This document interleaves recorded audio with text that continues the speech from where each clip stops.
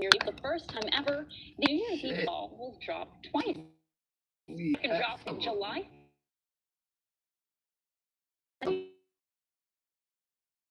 America's at 12:00 to preview how it will shop. Then 2,000 pounds of patriotic confetti will be set off. The night will wrap up with a pyrotechnics display to raise houses of America to view. To punch their ticket to the playoffs as they face the Cleveland Browns. Plus, Derrick Henry leads the Ravens to a win over the Packers on Saturday night. What do you have?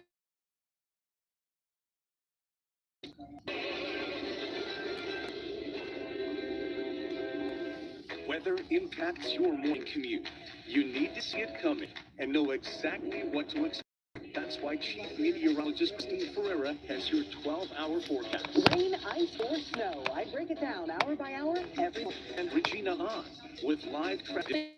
Avoid the trouble spots and get you there on time. Plan your drive with Free forecast. Every mile. every morning on WGAL News 8 Today. Weekdays starting at 4:30. Toyotathon is still on. Now's the perfect time to recharge with a new Toyota. I'm for hybrid hiking. Sounds fun. Oh. We're going on a road trip and it's a wow. Oh, and Can we keep I think I oversnapped. Get a Tacoma right now with special 3.99% financing for 72 months. Or get 2.99% financing on a rugged, full-size Tundra. Toyotathon ends January 5th. Toyota. Let's go places. Have you or a loved one been in a piano-related accident? Whether you've had your fingers slammed in a piano, been crushed by a falling piano, or your teeth are now piano keys, these scales of justice are here to fight for you. Avoid slapstick injuries and watch Tune In With Me. With me, Tootie the Tuna. And me, Bill. Weekday mornings at 7 on MeTV Susquehanna Valley. It's never been easier for you to see severe weather coming. Just watch for these icons in our forecasts. Impact means weather could disrupt your plans. Alert means severe or potentially life-threatening conditions. Whether it's 10 days away, 12 hours, or happening right now, you'll know exactly when to prepare. Impact and alert days. Download the WGAL app and turn on severe weather alerts. The WGAL News 8 Storm Team. Weather coverage you can count on. When something doesn't seem right. When promises don't match reality. When your money or safety is on the line, we are always on your side. Asking the tough questions so you and your family can stay safe and healthy. Holding leaders accountable to make sure what happens in the State House helps the people in your house. Watching out for your money by exposing scams and ripoffs so you keep more of what you earn. No matter the issue. We're on your side. Only on WGAL News 8. Now, WGAL News 8 Sports, powered by Xfinity. The Pittsburgh Steelers entered Sunday's game against the Cleveland Browns with a chance to clinch the AFC North Division title and punch their ticket to the playoffs for the third straight year. However, the Steelers have struggled when playing against the Browns on the road over the last 7 years, going 1-5-1. We pick it up in the first quarter. Browns up 3-0. Shedeur Sanders lobs it up for rookie, comes down with it in the end zone for the touchdown. Browns up 10-0. Now we go to the second quarter. Browns up 10-3. Sanders' pass is tipped and intercepted by Jack Sawyer, who returns it to the Cleveland 31-yard line. One of two forced turnovers that Pittsburgh had in this game. Chris Boswell hit this 40-yard field goal as the clock expired in the first half. The Steelers trailed 10-6. Now we go wait for it.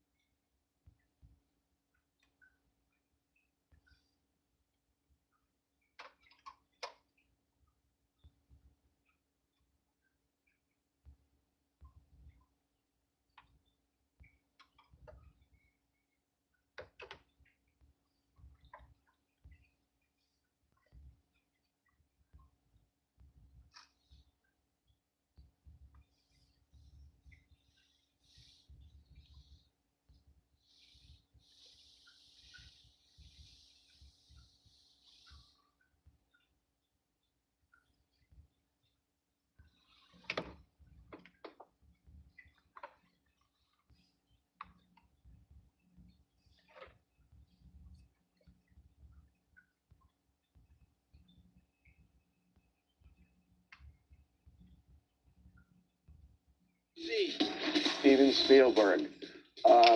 You know he's famous for lists, right? Star, star, star, because that's the list Ben Affleck is on. Mike Binder, he was telling a story. Steven says my son pushed Ben into the pool, and Ben got really mad at him and made my son cry. I just don't like to work with him. It's so petty. You can't be that successful and not kind of petty and thin-skinned. Is that right, Javi?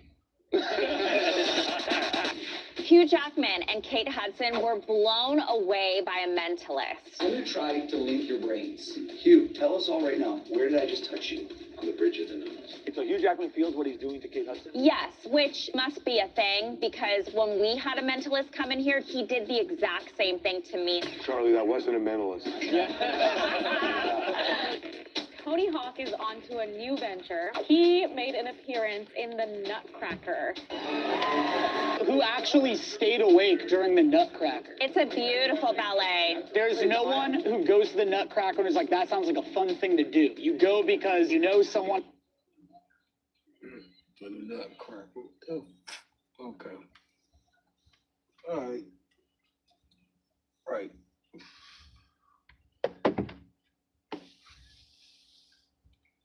See. You talking about a damn Nutcracker.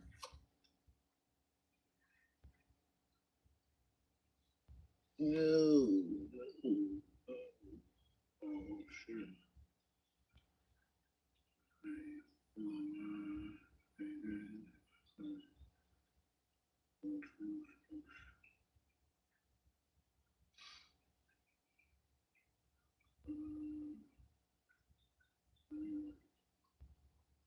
What are you talking about?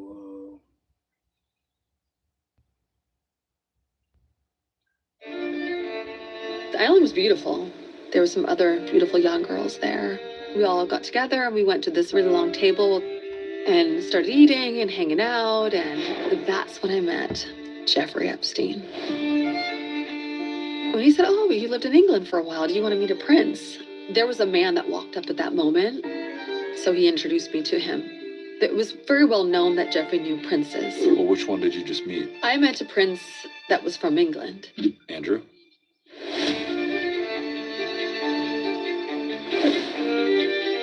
So after dinner, we went back to our quarters and got ready for bed. So everything was great. And so that's when there was a knock at the door. But you can also see with the other girls that something's not quite right. And they don't really want me to go because they probably know what's going to happen to me. But they can't protect me. But you can tell that he loved that. He loved that control and even the fear we had. When you feel good about your smile, it shows. At Potomac Dental Center, we personalize cosmetic dentistry just for you, so you can see yourself smiling back. He couldn't stop. He was just a brilliant mind. He doesn't talk the way most men talk. And everything he says is for a reason. Every question is calculated and strategic. Now I'm going to explain to you what trafficking is. I'm flying to Los Angeles to go meet a big movie director. There's an actual audition for an actual movie that's happening. So this isn't fake, this is the real deal. I talked to 9 other girls that was sent to the same director. Why were 10 of us sent from Jeffrey Epstein across the country to the same director? And it's so funny because when I would come back, Jeffrey would always want to know so many details. There was an exchange between Jeffrey and I at that point that went dark. He was different, and that was the first time I felt scared. He had said to me, well, you know, Lisa, I like to have things on people.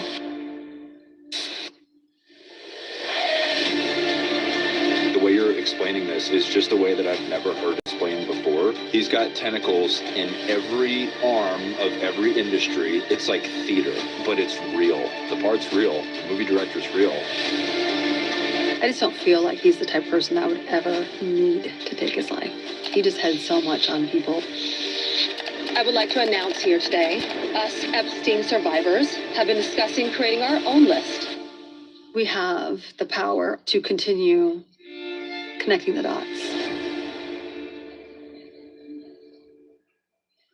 I'm so happy to be here. Yeah, it's awesome to have you. I've been looking forward to it. And so for people that aren't familiar with the story, I typically give people like a little intro in the beginning. Okay. So you are the host of the From Now On podcast, which is a podcast for other survivors to tell their stories and you give them a platform, which is awesome. You're also a speaker and advocate for survivors of sexual abuse. And your own story involves sexual abuse at the hands of Jeffrey Epstein, which we'll be talking about today, which was over like a 4-year period, you know, at the island in New York, where you're a Ford model.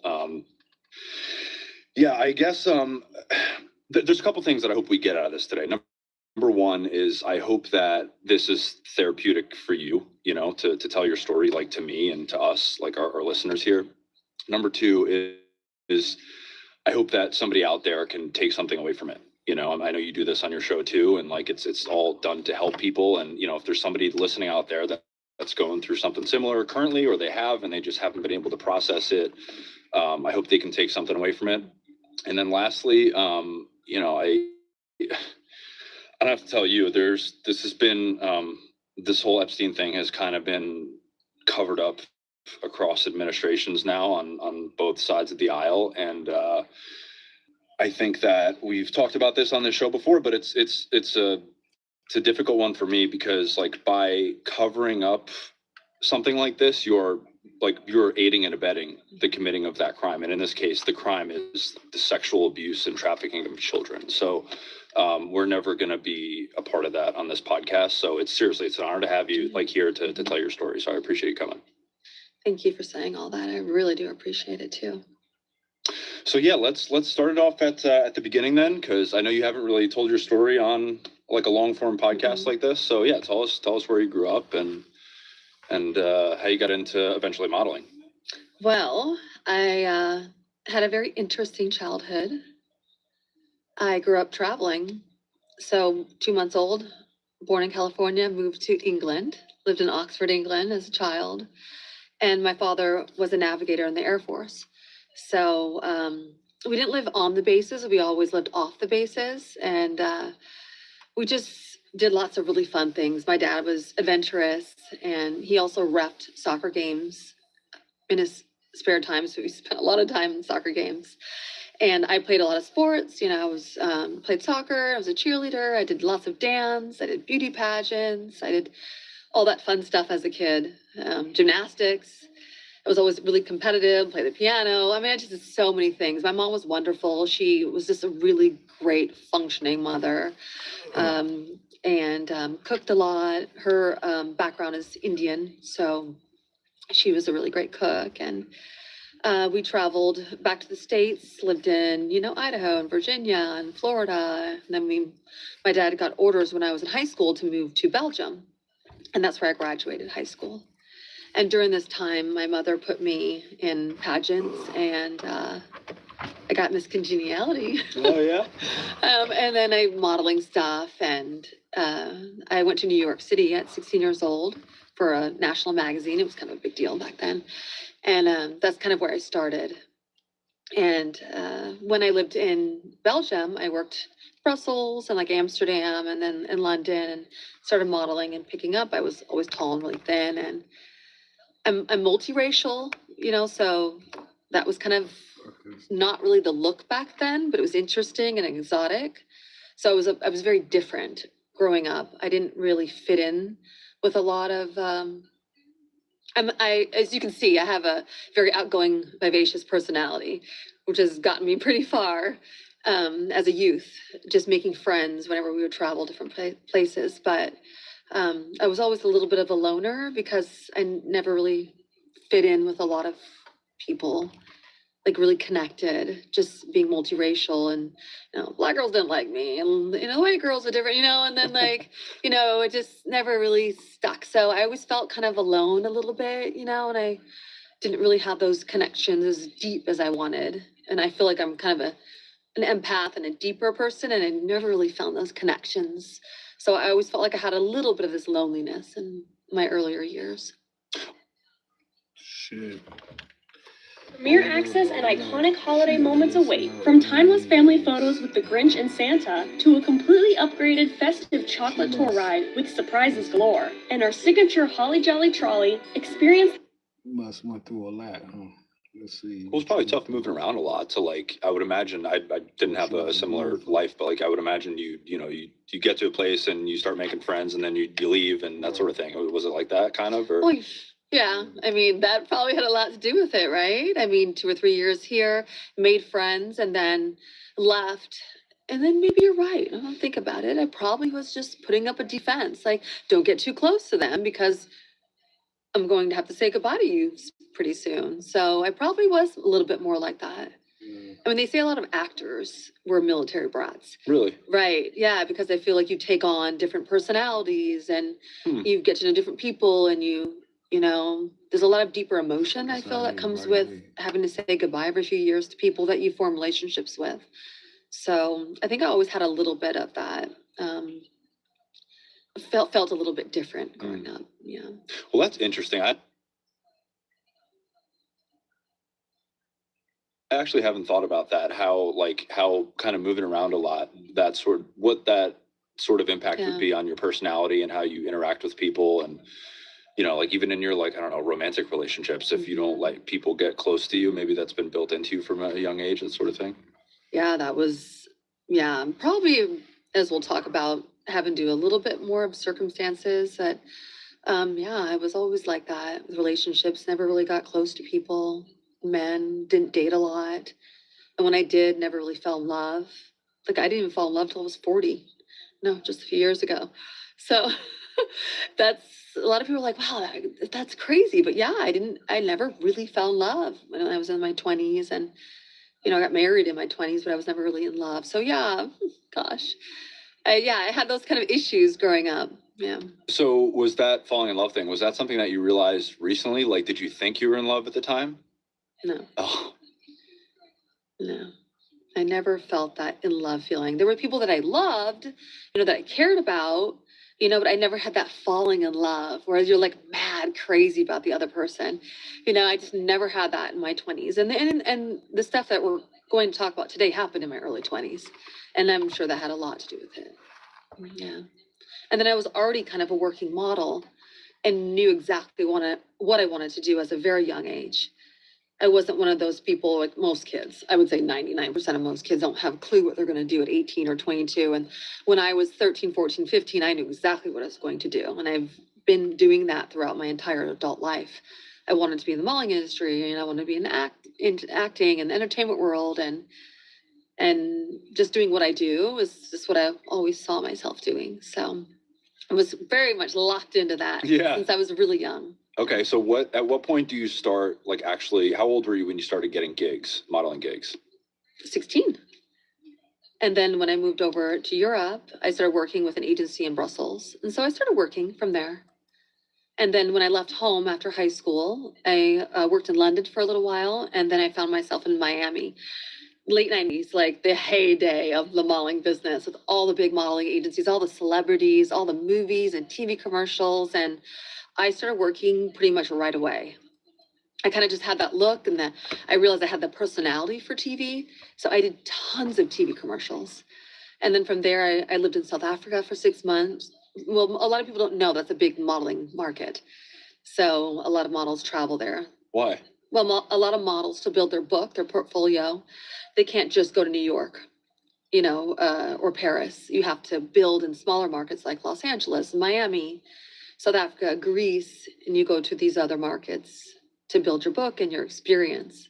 That's the real modeling world. It's not like that today. Now you're just like an influencer and you just, you know, tweak your pictures online and build your own brand yourself. Wasn't like that.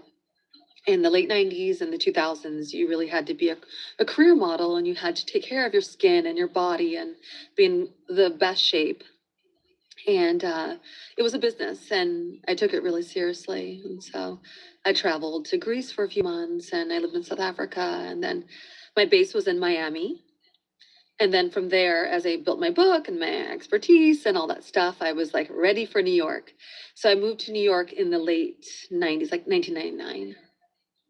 So was there, like, I guess so you started at 16, and then you move, and like you're doing this for a couple of years at that point. What was your kind of like assessment of the industry? Like, obviously we're going to be talking about some things that are very inappropriate today, about like, you know, powerful people kind of using power as leverage. Like, did you pick up on any of that when you first started? Was there any of that going on? Good question. Yes, I've always seen those things going on.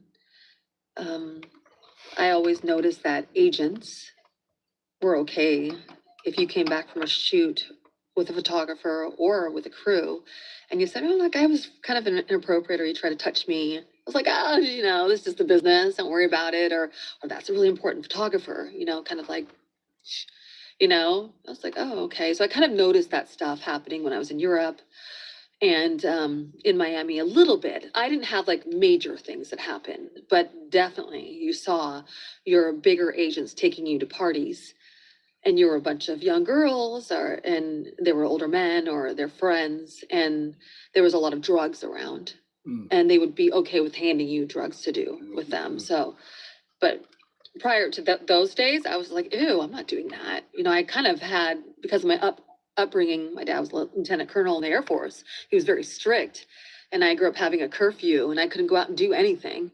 So I had, I think, thank God, my parents taught me a lot of morals and values, and I had that. So I feel like in the early stages, I stood up for myself really good.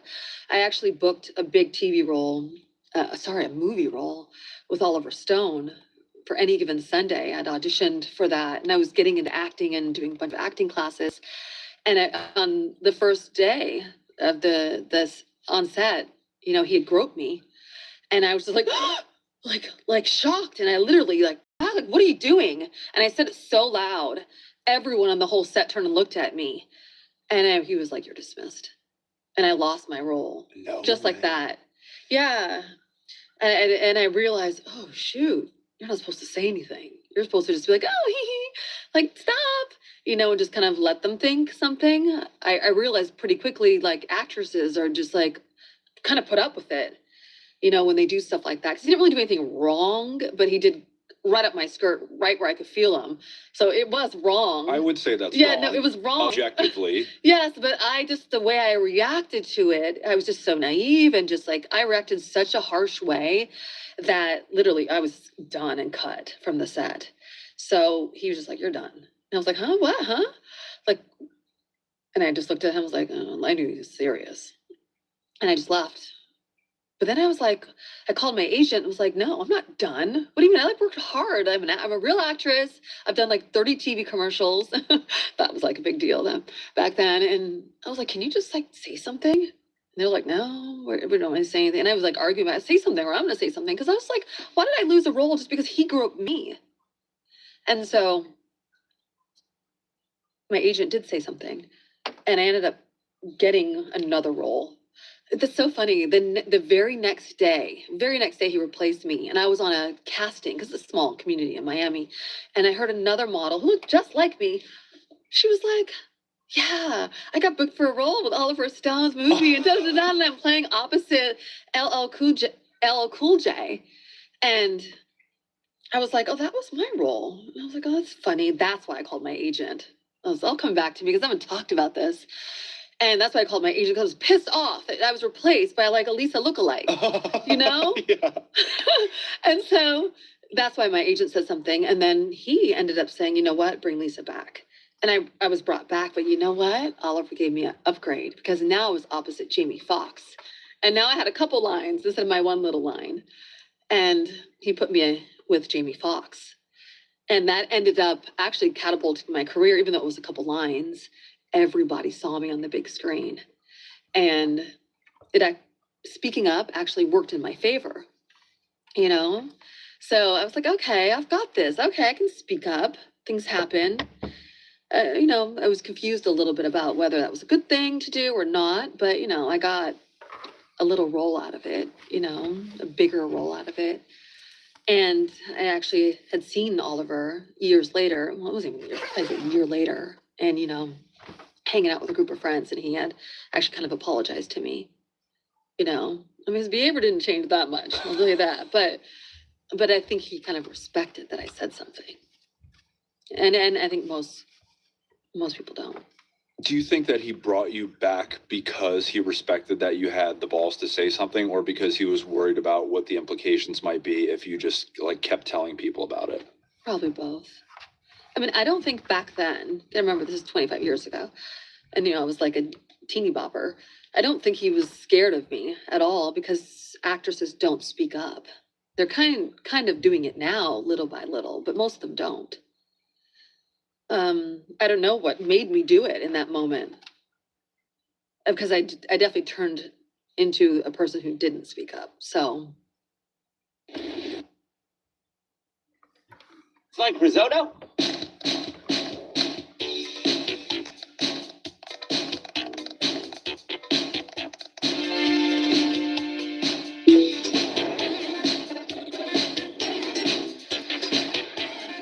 The Demogorgon! It's delicious, Mommy. Friends don't lie. It is sugar on ice. So. Getting older hits harder than we all expect. One day you wake up with stiff joints, recovery from the gym takes longer, your hair is thinning, your nails are breaking, and your skin just doesn't have that same smooth glow anymore. So aging sucks, but it doesn't have to. So that's where Bubs Naturals collagen peptides come in. Starting in your mid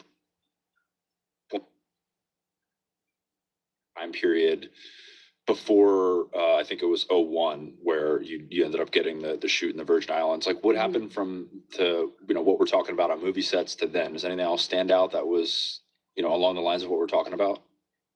That was only a few months before what happened on the island. And you were 21 at this point. I was probably 19, 20 when I shot Any Given Sunday. And then a few months later, I moved to New York City. And then I started working with an agency there. And they were a pretty big agency. And so I was doing lots of really great shoots. I was basically a catalog model. But working 5,000, 7,000 a day. And that was the money back then. Yeah, it was good. Saks, Eddie Bauer, these types of clients, shooting all over for it, going to Hawaii, going to the Caribbean. So I was a working model, and it was going really well. I was doing TV commercials, all the ones that I saw as a young teenager and I wanted to do. And I was doing those commercials. So I was just living, my dream. I was enjoying living in New York City. Yeah, so it wasn't until a full year later. It wasn't a full year later when I got the big job to shoot a cover of a magazine, a British magazine in the British West Indies. So it was my girlfriend and I. We were both with the same modeling agency, this beautiful, tall Polish model, and the crew. So we all flew down to Tortola, right? And did the shoot there for a few days. And a lot of people don't know this either, but the photographer of that shoot was like this good-looking blonde guy. He wasn't old. He was, I don't know, maybe in his 30s. And he liked me, and he kept kind of hitting on me and, doing all this little stuff. I'm sure that's why he booked me, because that kind of happens. They're going on a trip, photographer. Let's book the models I kind of like. I'm not saying anything bad about him, but he kind of made me a little uncomfortable a couple times. And so the other model was like, you have a free day. Like, I have a friend who's this really great guy. He owns an island nearby, and he's done some really great things for me. He helped me get my visa to live here in the US, and she talked him up and was like, we can just go hang out at his island. And so I was like, yeah, well, kind of want to get away from this guy. You're not leaving me alone with this guy, because I knew, I was kind of feeling what was happening. So I just kind of wanted to get away from him.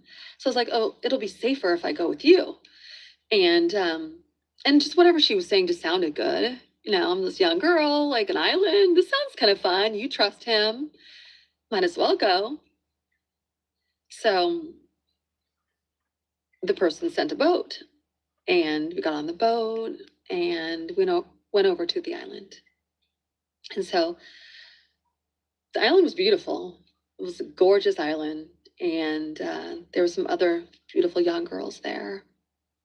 And we just hung out by the pool, and I had observed there was like an older man there, like a sophisticated older man. You know, he had this kind of way about him, and he had dark hair, and he was frolicking a little bit with one of the other young blonde girls in the pool. And you know, I kind of just observed, oh, older guy again, younger girls. But whatever, I'd seen that a lot in the modeling industry. So we just hung out and we had a really good time. And then we got ready for dinner. Sorry to stop you. How old were the girls? I'm not sure how old the girls were. I remember I was young at the time. So to me, the girls were probably the same age as me. And thinking back on it, I'm sure they were probably told not to say they were underage. I was assuming they were probably 18 or 19. And I can't remember if they discussed if they were older or not. We just didn't have those conversations, you know. And so, and if we did, they probably said they were 18 or 19.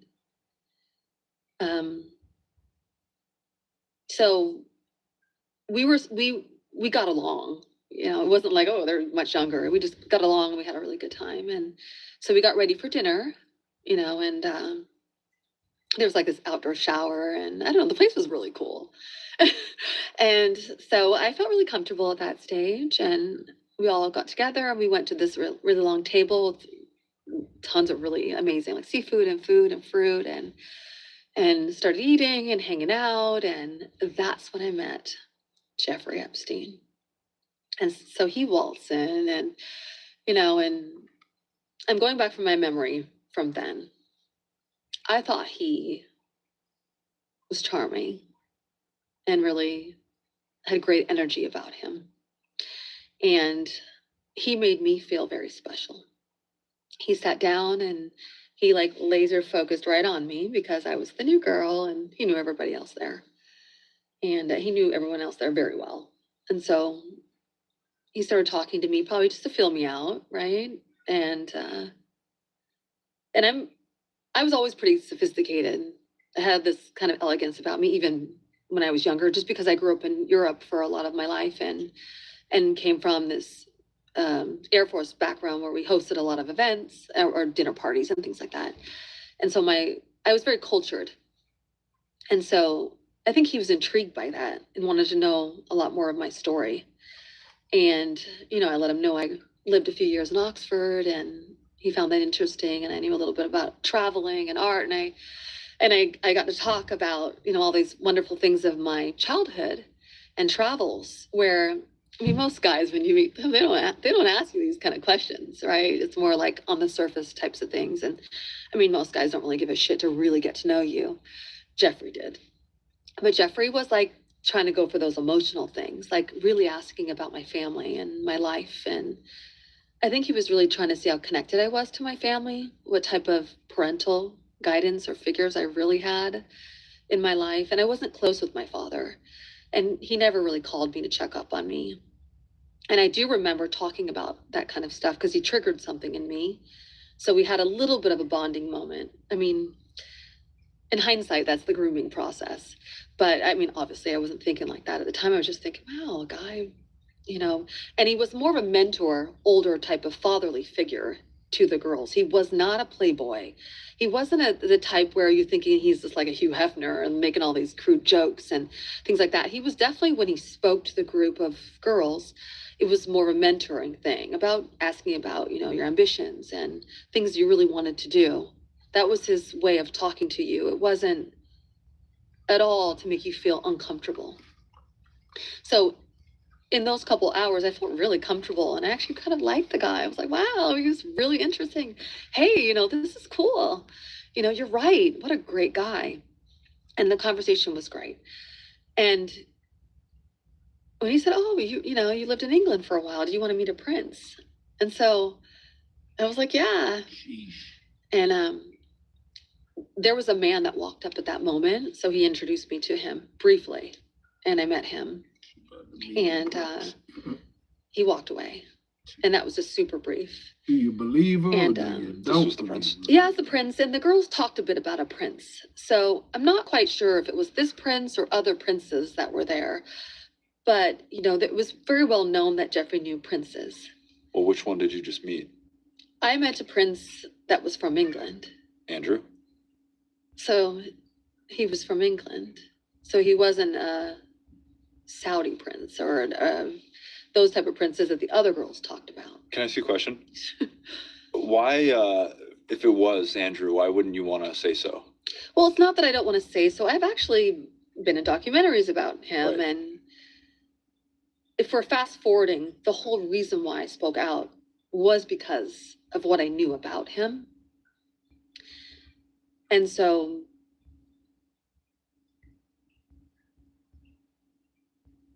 I just feel like it's a different time right now. And I feel a little uncomfortable saying names right now. I just do. It's already out there. If people want to do their little research and see, that's what people do these days. I mean, you can see who I'm talking about. But I get weird now about talking about names. I just do, especially now that, I'm spoken out in Congress and people are like, these names, this list. It just don't feel like it's my responsibility to keep saying these names. The people who have the power to do something about it, they know the names. And by the way, we talked about this off camera, I told you, let's not go anywhere you're not comfortable going. I didn't ask you that because I want you to say it. I asked you that because I want to understand why you would be hesitant to. And I think people might be curious about that too. So again, it's not one of those things where I'm asking you to. Yeah. It's just I'm curious about why you wouldn't want to. So I mean, it's a good question, right? Did I answer the question though? Yeah, no, 100%, 100%. Okay. That's why now things have changed a little bit. So you mean Prince X? I met a prince, and it was a big thing to Jeffrey to say, "Oh, you met a prince. I'm introducing you to a prince. Like you're special. You get to meet this prince." Almost like, in hindsight, he was making me part of the group. Mm. He didn't have to introduce me to that prince. Right? He didn't have to make it known. So I had a great dinner. And I felt good. I felt it was a little special. Like, this, I'm here at this beautiful island and this person.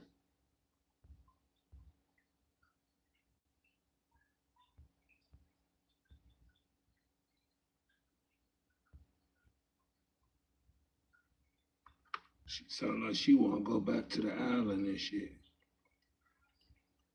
Oh, no.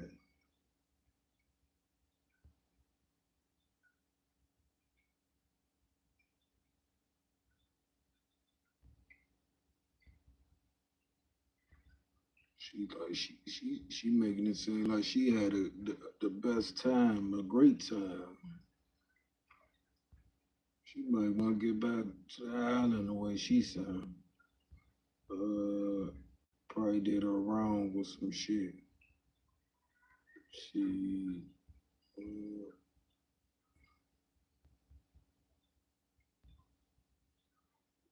sound like that was a wonderful, it's the best time of her life.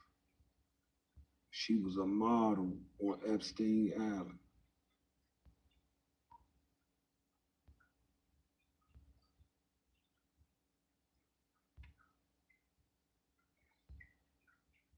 Shit, right there.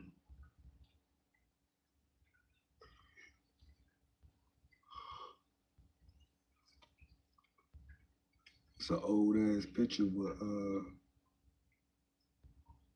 Nicki Minaj and damn, bud, she done burnt her britches.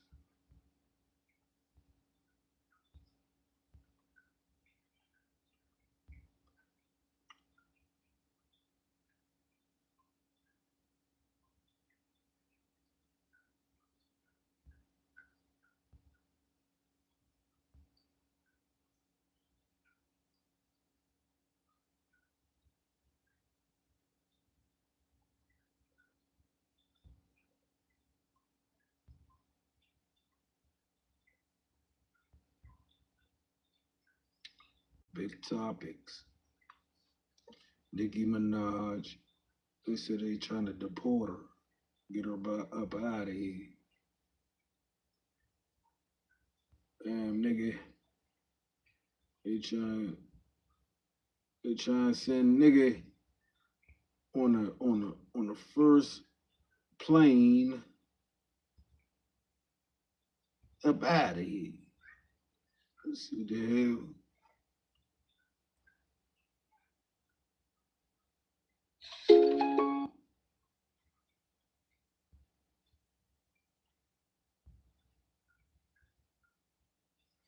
Trying to send Nicki Minaj as the first plane. Yeah, we on Boss Talk TV. Shout out to E. The reason you. Yeah, we can't do that.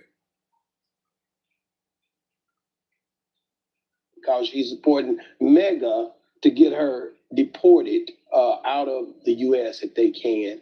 People are very upset with her, and they are really, really pushing the P. Watch this right here. Godfrey has been one of the main guys who basically want her out of here. There has been a petition for Nicki Minaj to be deported. Yes, because she's Trinidadian. I'm not a citizen of America. Isn't that crazy? You're a citizen of where? Of Trinidad. And there's 20,000 signatures have been signed already to deport Nicki Minaj. Can you believe that? Can you believe it? They're gonna deport her. I can't believe it. Nicki Minaj. I love it. I love it. She thought she was mega, but she has to go. You're Trinidadian. I didn't know. You should have told me. I love your music. What is your music? I don't even listen to it, but they got 20 signatures. You gotta go. I'm so sorry. And now. That's fucked up. Oh, man. They about to deport her ass. She went over that motherfucker. Like, don't deport me. They're like, nah, you talk the shit about me. The whole video of her ass. That's crazy. Then she gotta kiss a nigga ass. That's crazy. They talking about what she did it for. That's what she did it for. She knew she talked this shit about the man. So she was like, oh shit. Damn, I'm not even he can deport me. You know what I'm saying? Oh shit, all the shit I said about him. You's a handsome, oh, that's fucked up. She said, you a handsome, if that ain't kissing ass to stay, she kissing ass like a motherfucker. You a handsome man. I mean, Donald Trump is handsome. No, damn well, yeah, people trying to figure out, like, why is she doing this? Why is doing it? Damn, yo. That's why she doing it. Y'all criticizing that lady, man. That lady like, man, I need help. I mean, she really actually need help. I mean, she trying to save her life. Fuck, you know, ain't nobody else gonna do it but her. She trying to save her life. Ain't nobody helping her. She looking bad out there. And y'all like, oh, she sold out. She did. She trying to stop herself from being deported. People ain't got no. People don't care, but they ain't trying to hear that shit. They like, I don't want to hear that shit, man. We tired of it. That's terrible, man. The signatures up to 60,000, over 60,000. Allegedly, like I said, Godfrey seems to be on the bandwagon of getting her butt up out of here. OG, you there? OG? Yeah, I'm right here. What happened? I mean, they're about to deport Nicki Minaj for supporting Mega and sitting down with Charlie Kirk. Charlie Kirk's wife. That's terrible. That's fucked up. They about to deport her ass. Shh. Damn, they about to do her bad.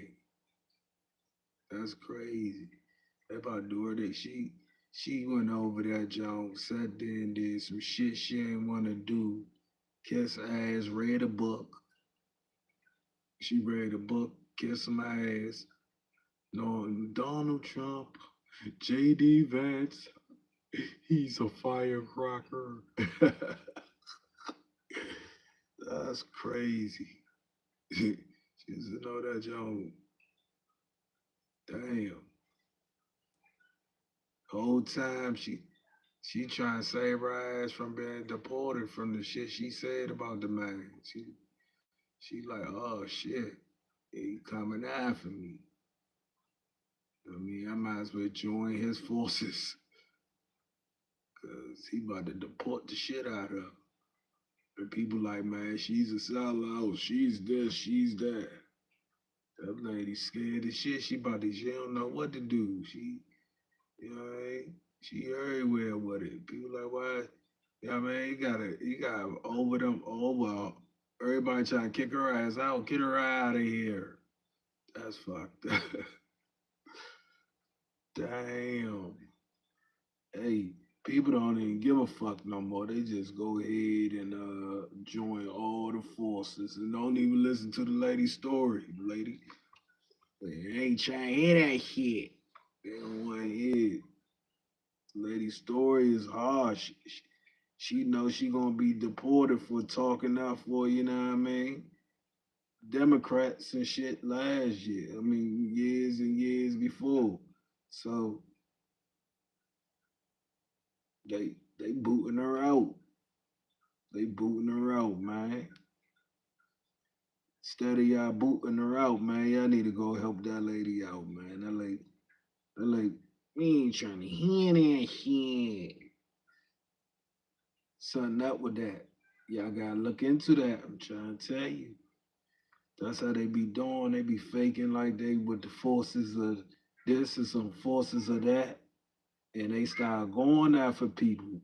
I'm trying to tell you, the whole time, she ain't got no other help but to go ahead and be on that nigga's side and shit. She like, I ain't got no other help. Like, what I supposed to do? Like, she can, like, that's terrible, man. Then they put it on TV to show people that, you know what I mean, they just gonna disgrade this, treat her like some shit in front of the world.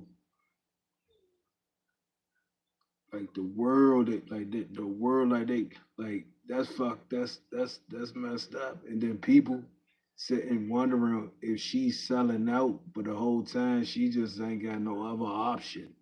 She just, what the fuck can she do?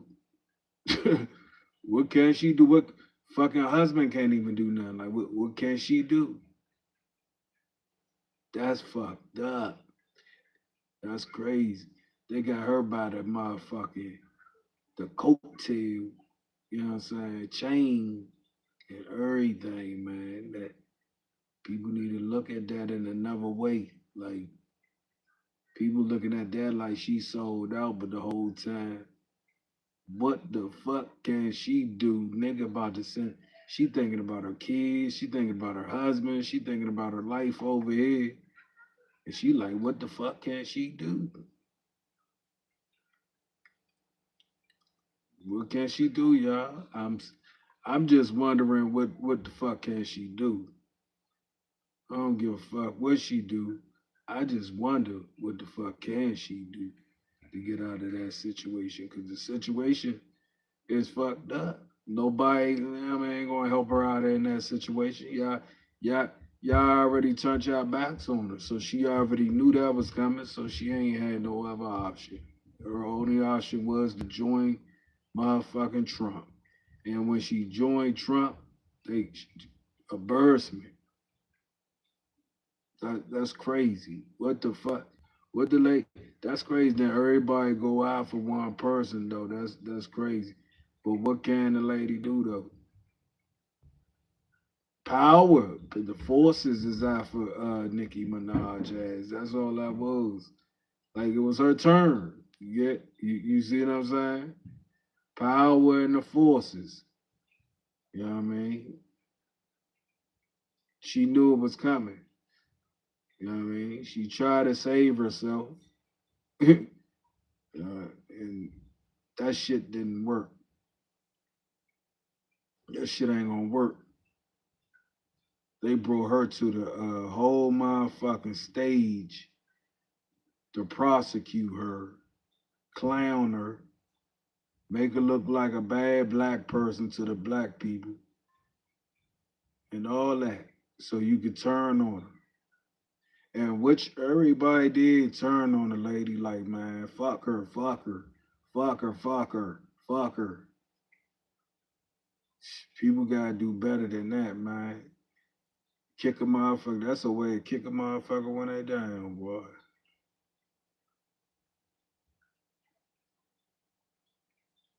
Help the person. That's like helping the person out that's trying to take a motherfucker down. You kicking a motherfucker while they down and shit. Yeah, that's fucked up. To help her out, I mean, she put herself in a predicament. Help her out. Shit. That's how people is. Whole time, she have no other option again. She ain't have no other option but to look like a fool and do the things she did and hope that it will help her situation. But the shit ain't help her situation. She just looked at like a fool doing that shit. That's just like, you might, if a motherfucker gonna shoot you, you might as well just be like, man, just go ahead and shoot me. Fuck, I'ma say it. Otherwise, what else is it to do? Like she just she was put in a hard spot, bruh. I mean, she put in a hard spot. What can she do? Everybody looked at it. It was a setup. They set her up just to look like a clown in front of black people and everybody, the world. But she knew what they was doing. People ain't saying it that way. They saying it as why she would do something like what she did. They don't see it as she was trying to save herself. She ain't had no other option. They ain't saying it like that. They just saying it like, and then it's weird because you could tell that it's a takedown. Like it's another takedown. You know what I mean? Another takedown. Look how it happened too. It's weird. Like another takedown. But it's a shakedown on the person. I mean, she ain't got she don't pose it. She got she they trying to send her back to her country. But they played her like shit and put her on the front line. She had to know, you know what I mean, this shit was coming. She knew. She knew the shit was coming. She was sitting there, come on, man. That's like prosecuting somebody in front of everybody. Everybody know that she about to die. Like everybody, she knows she about to die. Like type shit. Like she, you know what I mean? That's the way she just chose to go out though. You know what I mean? The way she chose to go out was, you know what I mean, weird as a motherfucker. But for black women, I really like it. But black women, well, why would she do this? She ain't know about. She got a kid. People be forgetting. They just look at the fame and all that other shit, and they forget that the lady got a kid. She got a family member. She got a husband. She got other families and shit. And they ain't looking at that. They just looking at the lady and the predicament and fuck her. Fuck her. You know what I'm saying? And that's crazy because there you go. It shows how black people talking about how she what she do? Turned her back on black people. She was set up to do that. That was her options. Her options was to do this shit. Her options. Her options was to sit up there and do that. She ain't had no option. They had a gun to her head. So people sitting there trying to prosecute the lady is kind of weird as a motherfucker. Like you fast trying to prosecute, fast doing it. But as I'm looking at it, it looked like she ain't had no other option. She had a gun to her motherfucking head. and ain't nobody was in the motherfucking building to help her. You know what I mean? She had a gun to her motherfucking head, and nobody was in the building to help her. She had no other option. So her speech was fucked up. It was written. People trying to, well, why? What's going on? She had a gun to her head. She ain't had no other option. Again. So sitting there trying to look at it in the aspect of somebody wanting me to look at it as go along with throwing bottles at the lady. Bang, bing, bing, ba ba boom, hit that bitch. Get her the fuck out of here. Like, that's what y'all been promoted to do. It's a witch. It's a witch. Throw rocks and shit at the motherfuckers for one motherfucker just yelling some dumb shit out in their ear. You get what I'm saying? This reality shit. Like, this not, like, come on, man. Motherfucker throw a bottle up in the air, everybody want to go throw bottles too. Like, who to follow? That man, it just seemed like they trying to get the lady out the way at the end of the day. They gave her a strip to write, you know what I mean, perform. Either she performed that motherfucking be a clown, or that's fucked up though. Like, you trying to destroy a person. So she knew by doing what she did that she was gonna lose all her they knew this. They knew this. Like, by what she did, she was gonna lose all her followers. She was gonna lose all the followers. They knew this shit. They gave her the strip, like, look, bitch, you gonna do this, or you know, we gonna, you know, it gonna happen tomorrow. You know what I'm saying? So she had no other option but to read that motherfucking strip and lose all her followers, fan base. People looking at her like, why she did it. This why she did it. She had no other option. She had a gun to her head. And people talking about she a sellout, she this, she that. Damn. Y'all quit. Y'all quit. You know what I'm saying? Y'all quit. Y'all don't even look at the whole true story of shit. Like, a person got a gun to a motherfucker, made a person lose her fan base. That's crazy. Got the gang with them too. Got the gang out there talking about, man, I wrote a petition for her to lose 1,000 song. And whole time y'all working with the mind too, man. Like, come on, man. Y'all working with these people, man. Y'all taking people down. What is y'all doing? What kind of shit is, listen, and it's led by, like, actually, like, man, for real, to be honest, if I look at it, bro, you not even a whole African American. And that's eyesight of seeing. Like, it's like an African trying to take an African American down in America. Like, you know what I mean? And both, what is y'all doing? Like, come on, man. So I know it make sense. Like, y'all be going after these people and throw this narrative out there, and people go along with it, and they don't even look and think. They just fast because they just dislike a person in the for what? You don't even know these motherfuckers. Real talk. You don't even know these people. I didn't know these people. And if you did know these people, man, these people human beings that got lives and shit, and being tricked by a force to do shit and make themselves walk the what they call it, the plank. You know, when the motherfucker tell them to walk that jump or jump in the water, you got swords behind you. Either you gonna jump in the water or you gonna get this sword. You know what I'm saying? That's how that's going.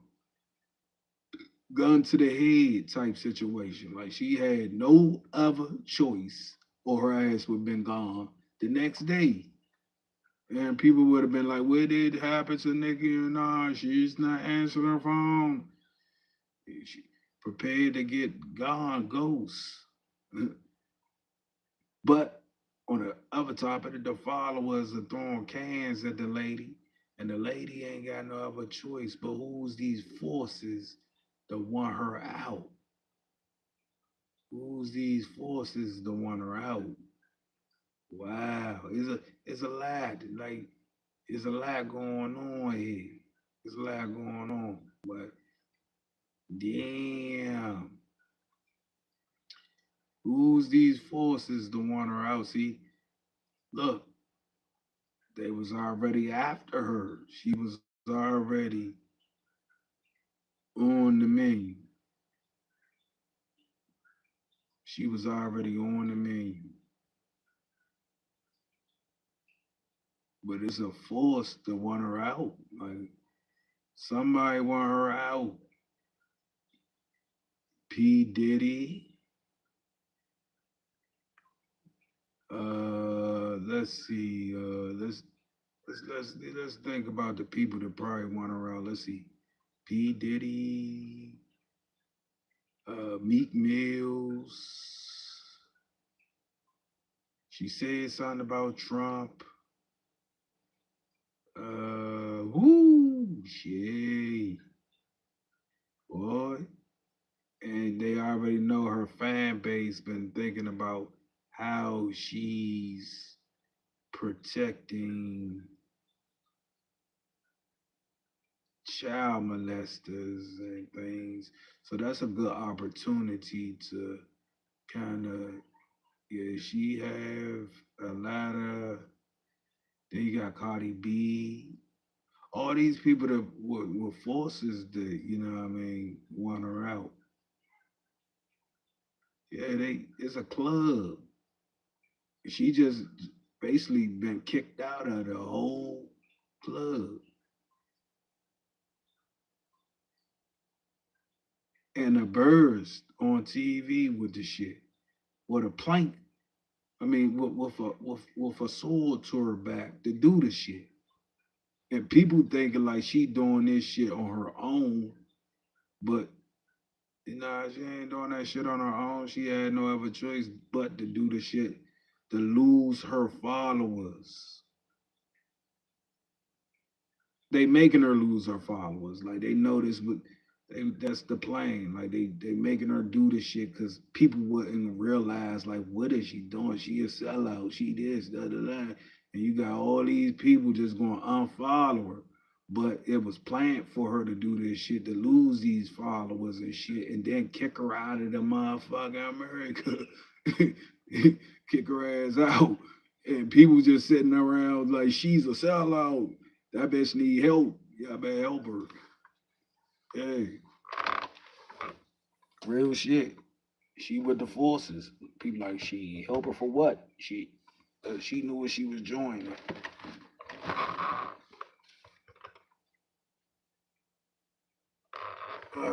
She knew what she was joining. She ain't. Oh, they kicked her out the whole thing. They kicked her out of the whole program and set her up.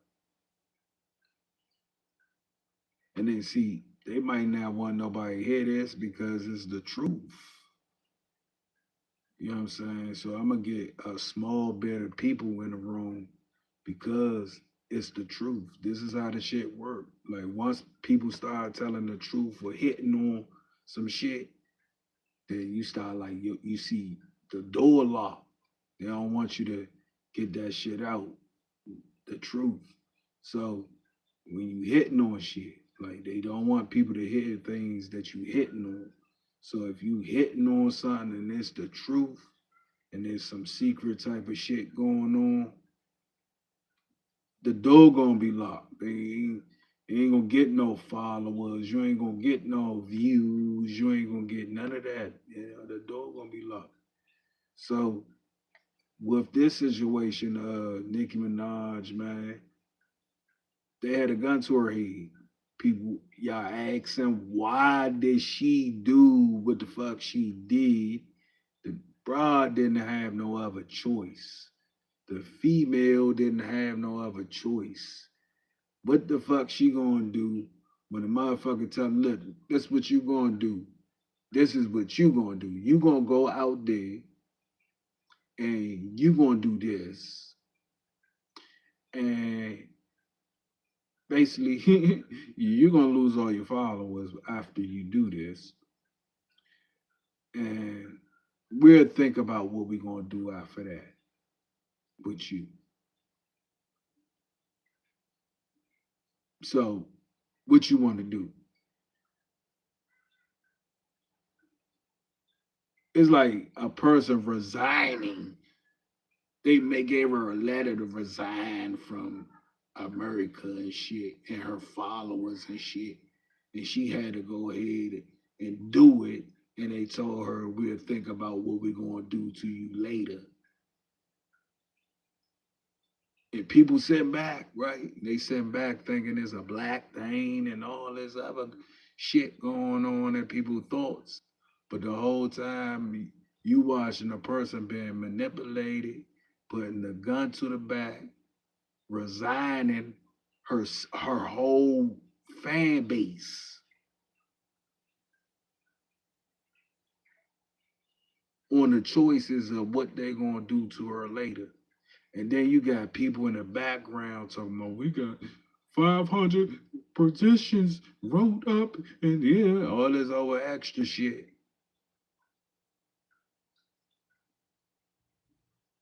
Weird shit going on. Oh, extra shit going on talking about we got 500 petitions written up and we real life, real reality here, man. Let's pump our brakes of what we looking at. Y'all want us to think that this lady just motherfucker said, fuck black people.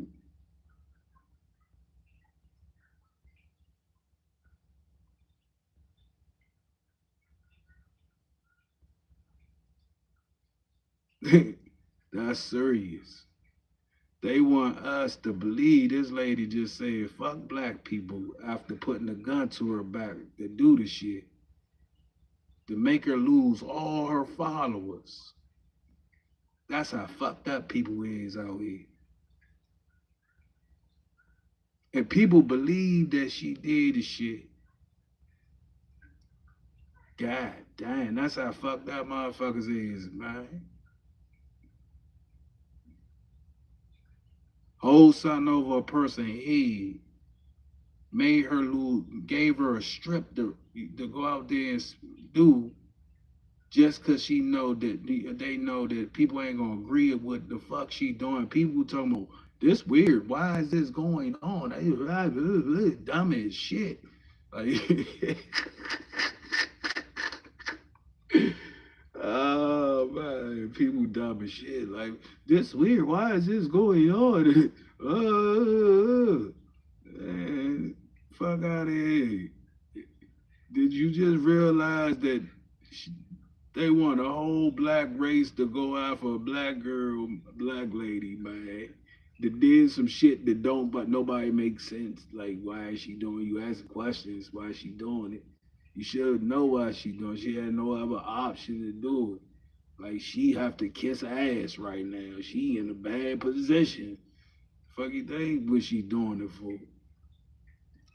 And then you got motherfuckers talking about writing petitions, trying to throw this narrative that she just don't like black people and shit like that. Come on, man. Wow. Nice. That's nice. That's nice. You set a motherfucker up real good, a little good. Bad boy. That's nice. That's nice. Shit. Then black people gonna go along with it shit too. They gonna sit back and be, oh, yeah, yeah, man. Damn. Shit. You know what I'm saying? Go along with it with the people, man. Just set like, man. Damn. I ain't never seen no shit like this in my life. And people sit back and don't see the shit. Like they just act like, fuck her, fuck her. They ain't got no heart. They ain't got. Don't sit back and think before you say fuck a person. They just like, it's weird, and listen to these goofy motherfuckers that's sitting around, you know what I'm saying, at the same time talking about writing petition and all this, and why is she doing this and all that, you know, it don't matter. Why you so much into it? Why you so much into it? You want her gone? You writing petition? I ain't never seen no motherfuckers just talking about writing petitions to get a personality. I'm dead at this real shit. You part of the program, ass nigga. And you thinking that he's part of the program, man. That's all that is. He part of the program of trying to get Nicki Minaj ass up out of here. That's all that is. A lot of them probably be part of the program trying to get her ass. We wrote a petition to get her ass up out of here. They made a narrative that she had to go by the strip to make herself look bad in front of a whole world audience of America, in front of black people and shit. Was laughing at her. Boy, it's just like the witch effect. Like, that's all I could think about. Like, people throwing rocks at people and shit because somebody yelled out, it's a witch. That's the witch effect. Like, people believe this shit. People believe this shit. Like, this is things that are going on out here. But people, it's just a different way of they doing this shit. It's just people sitting back looking at TV and believing this shit is real when this shit is not real. At the end of the day, it's look like it's becoming a racist situation because you telling me now you're reversing the school and making all this lady followers and all her fans go against her. And nobody understand why she did what she did. Why would she do that? People gotta use your head though. Like, she had no other option. She in a hard spot. Well, I would, yeah, a lot of people, but you gotta put yourself, what the fuck? Somebody about to send your ass out the country in no time. You can't do nothing with your shit. You can't put your shit in storage. You can't do none of this. You can't do none of that. And you got a kid, and you got a husband, and you got family, and they're about to send your ass out the country in one day.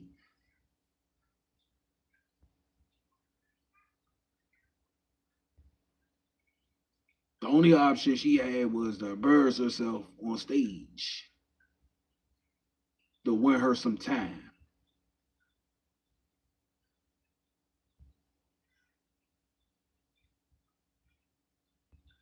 They gave her that option. You got an option to embarrass yourself and lose your fan and follower base, and we'll think about the rest later.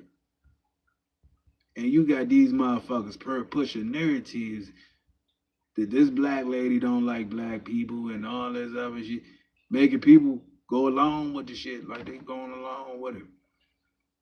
That's the power, the be. Boy, that's how power works.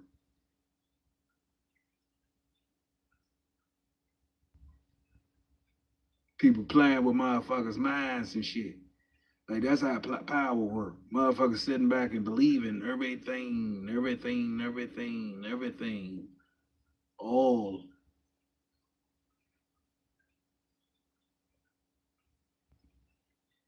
Niggas sit back, motherfucking, a whole black lady had to get on TV and go by the strip and lose her fan base.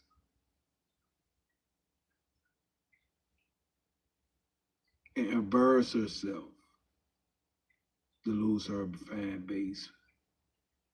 Destroy herself to lose her fan base. And people,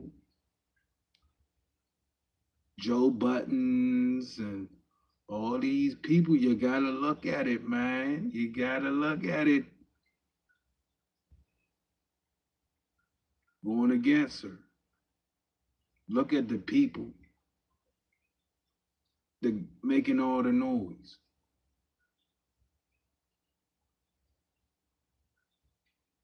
The power, the power, the power. That's crazy. Are you going now?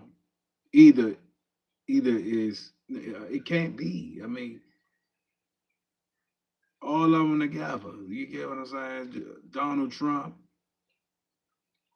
your entertainment people,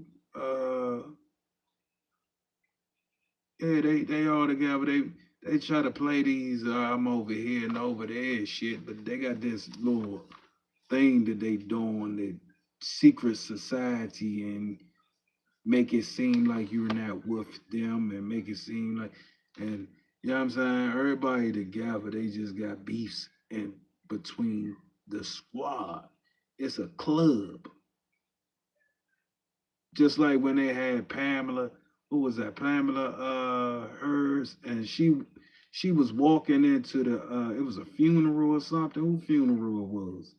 And all of them was looking at her as like she was crazy because she wasn't part of the club. They was looking at her like she was crazy. They was like, everybody was talking like shit, but when she walked in the motherfucking room, everybody got quiet. Even Obama, like they got quiet. That told me right there, like, well, why the fuck you gotta ask the question why? So I'm like, why the fuck did they get quiet? Oh, she a real motherfucking police. They all the crooks in the room got quiet. She the real police. She a police. They got everybody. They can't talk around her. She ain't part of the club, and they crooks. So they talk about crooked shit. So when she came in the room, everybody got like shh.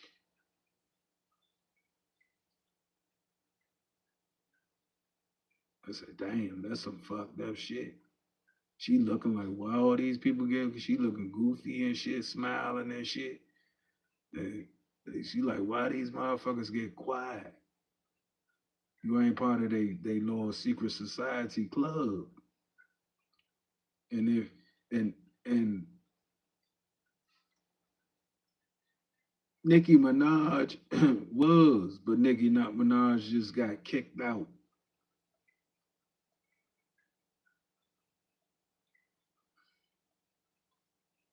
See, that's what people be thinking. These motherfuckers is not friends. So Jay-Z's and all that shit and all that, man. These people got power and they fucking with each other.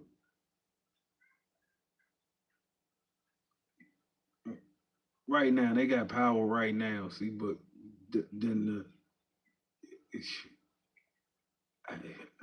the shit weird though, cause you got some they voted for Democrats, but then they jumped the bandwagon and started voting for Republicans. So that's why people look at it in a fucking worse way. Cause again, they made a strip for Nicki Minaj to live by or less.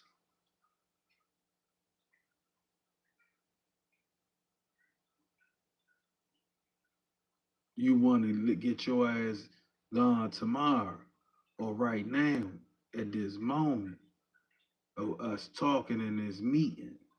So if Nikki ass didn't go by that strip, her ass been gone. And no time to pack, no time for shit. All her shit would have been left the fuck behind. But people on the bandwagon on the lady though, man, get the lady, kick her out. Hey, we wrote a petition to get 100 and some people to get her. And he gonna say it in Donald Trump voice too. He playing games. What is going on, man? What is y'all, they want people to think this lady just don't like black people. With her whole fan base, I see y'all asking, well, why would she do this when her whole fan base this and whole? Because she's not doing this. Somebody else doing this shit. You know, that's how that goes.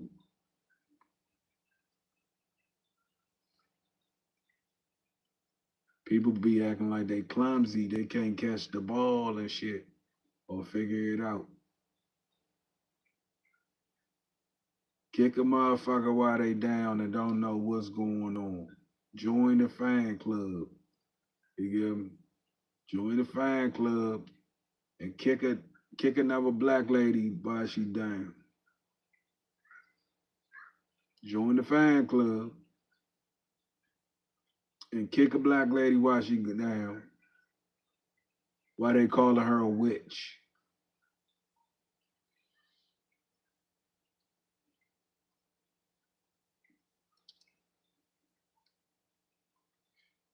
Yeah, I mean, at first, look, I felt the way, but I had to sit back and think about it. Like, I felt some type of way about it too. I was like, man, fuck that bear. But then I had to sit back and think about it. Like, let's think. See, that's our problem. We don't sit back and think about shit. We just go ahead and react. And that's what they know we do. So we don't sit back and think about it, you know what I'm saying, and let it, you know what I mean, sink in. Why would a person do something? What is their reasoning? What is going on? But then when it came out that she's, you know what I'm saying, she got this and that going on. Now I know why she did it. But I don't think she did it. I think she did it because she had no other choice to do it, or her ass would have been gone and she wouldn't even been able to say bye to her motherfucking kid.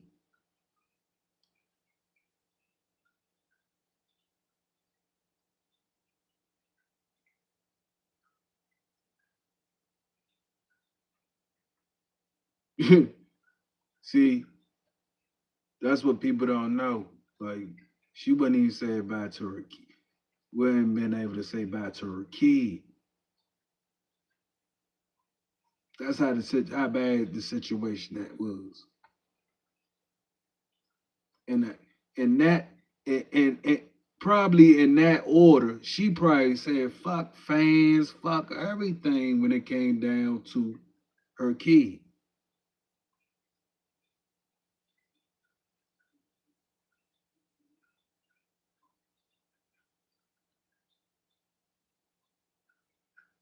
Yeah, she probably was like fuck fans and everything when it came down to her kids. She probably was like fuck this, like this is more serious right now. Like this is more, you know what I mean, real right now. This is, you know what I'm saying, fuck a fan, fuck what anybody think, fuck all that.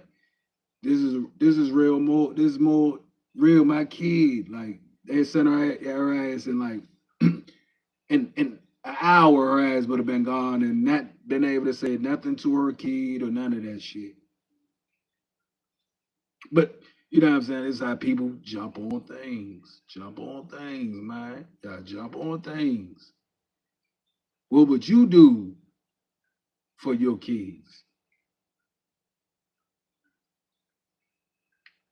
So at the end of the day, like blackmailing, gun to the back, nobody know what's going on. She lost all her followers. Destroyed.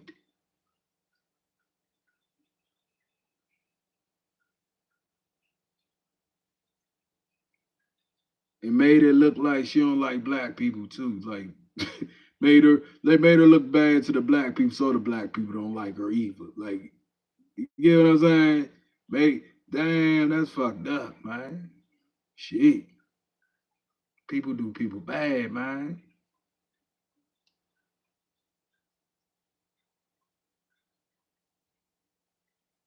People do people bad. That's a fucked up way, cause everybody was going to probably jump on the bandwagon and sit there and like she don't black people and her husband is and all that. all that crazy shit. But if knowing somebody blackmailing you and making you do this shit,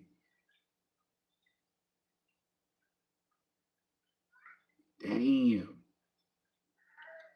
She know, I could be gone at any minute. My kid, like I probably wouldn't be able to say bye to my kid.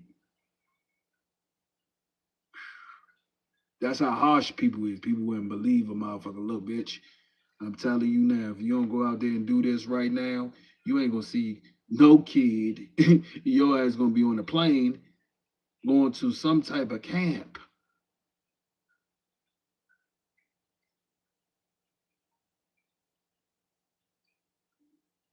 Shit. Damn, Nicki Minaj. They try to make that lady look like a fool.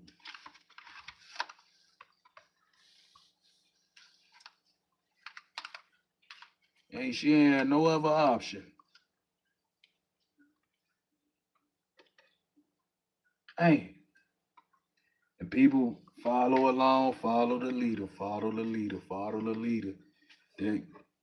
That's how they be watching they black people fall off. The strength just go lower and lower and lower and lower. Cause y'all people be following the leader, let people lead you to destroy your own. So then when you destroy your own, your power get lost. You losing power. More power. But they destroyed her, man. She had no other choice. That's how we gonna put that. I had to sit on it and think about it before I jumped on the bandwagon and started saying some crazy shit. And I see what it is. Like I see the setup. That's crazy as a motherfucker. Then you got motherfuckers sitting online. Like you got these comedians and shit. Like online doing all the shit that they doing. Hey, I gotta go after her. We gotta. Did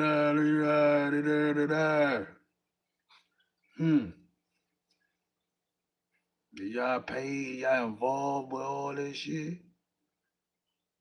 You got. See, y'all gotta watch this media, man. These people be tripping. These people crazy. Motherfuckers sit back and have your ass thinking all kinds of shit. People crazy. And then kill a motherfucker.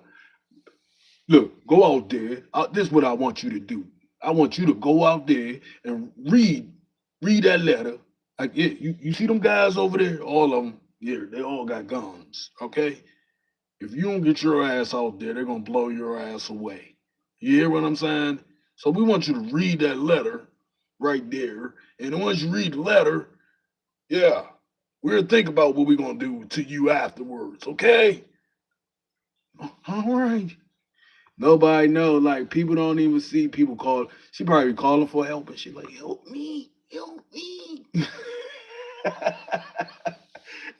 The motherfuckers would be going along with shit. Man, the fuck these bitch talking about? And that don't even make no sense. That bitch racist. I don't like that bitch. I ain't like that bitch anyway. Hey, don't even read. Like, don't even see the bitch need help. Everybody about to get rid of her. Nobody even cares. That's crazy, motherfucker. Help me, help me. She can't say that out loud. She can't say that shit out loud, y'all. She can't say help me out loud. She can't tell y'all, man, look, they trying to destroy me right now. She can't tell y'all that. She can't be y'all friend right now. She gotta do what they want her to do. They trying to clown her out, make her look like a fool out there. And people fall like, well, I'm done with Nicki Minaj. they getting what they want. You know what I'm saying? She lost all her fan base and all that shit. That was a setup, and people just sitting around like, damn. And the fucked up part of it is they made her look like she don't like black people. I- Like she gave up on the black people. She turned her back on black people. When you gotta look at shit as what it, the lady, her whole line was nothing but black people. Her whole following base, her whole talking to was nothing but black people. It wasn't just black people, but majority black people. So for a person just up one day and just, hey, I'm gonna do this, and then the real point, the view of right there of her being from another country, you know what I'm saying? We know what's going on now. The lady can't say shit, and she's scared to say anything because she got to join their forces or her ass gonna be deported. And this nigga on, what's his name? Jeffries. This nigga getting y'all go check him out, Jeffries. Yeah, Jeffries. What's up? Let's see. Y'all go check him out, Jeffries, man. Jeffries on it. He trying to get people to go along, get 100 motherfucking latches on that lady. He really, leave that lady alone, man. Let that lady live.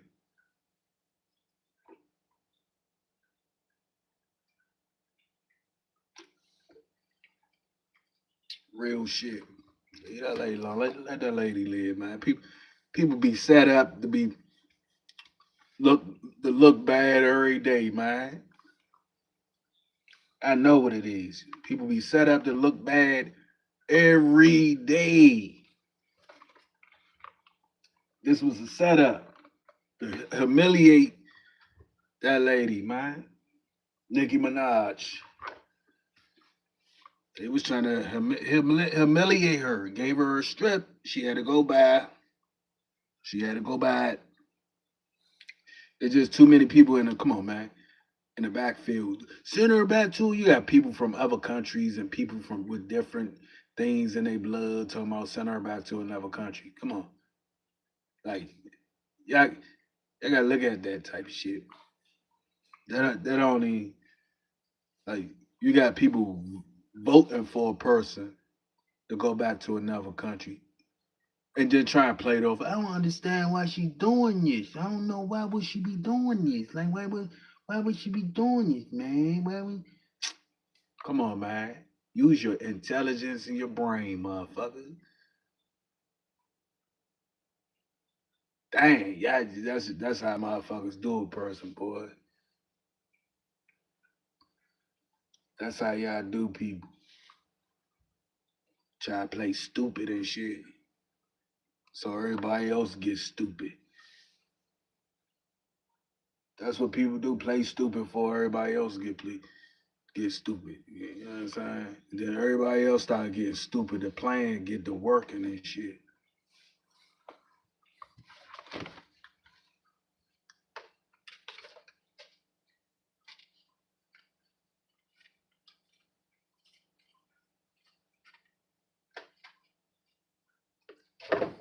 The plan get to working. Everybody else get stupid. The plan get to going.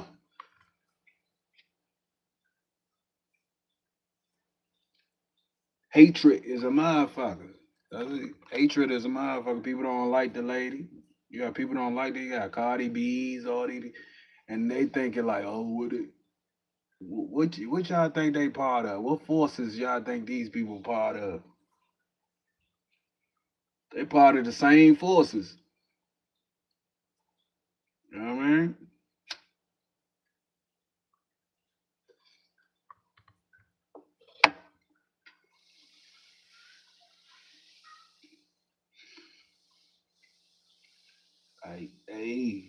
I mean, listen, we don't know. We don't know, but would it what 95% of it would it look like? Is that about 5%? It probably not be. But 95% of that, it look like that.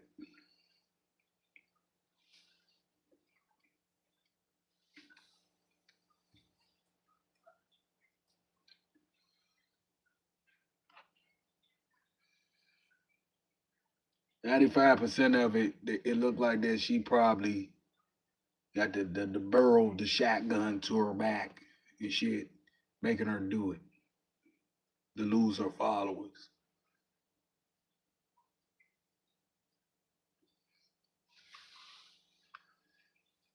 Oh, Lord, leave her alone. What boy I killed? Boy, come on, man.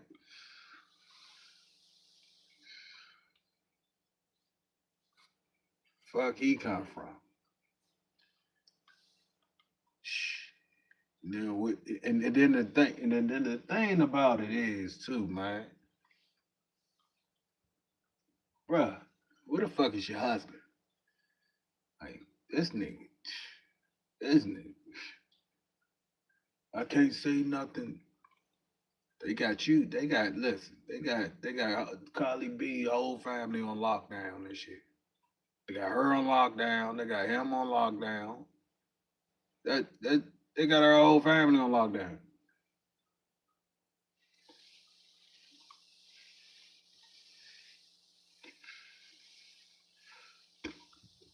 We gotta understand why he on lockdown. So that's the thing, right? So all right. So people say, okay,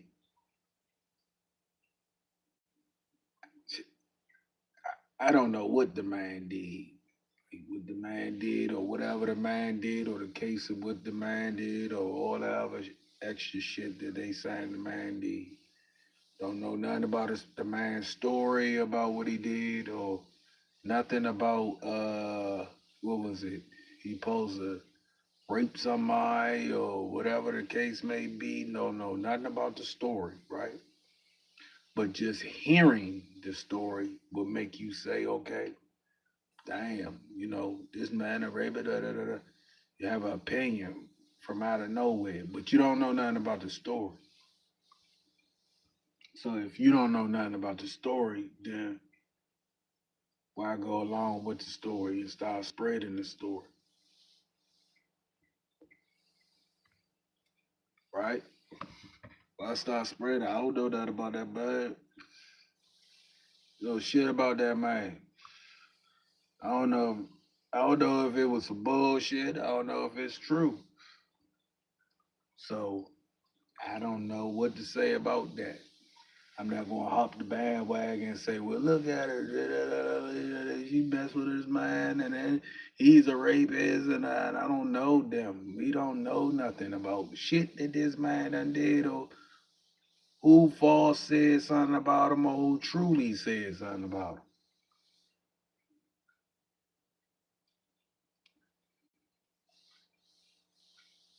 That's one thing about that. That's real. Don't know shit about nothing. That's crazy. So I'm just trying to figure out right now, do I want to believe the narrative of this lady just sat back and said, fuck all black people and made black women look. No, this was written for her to do. I can't believe that.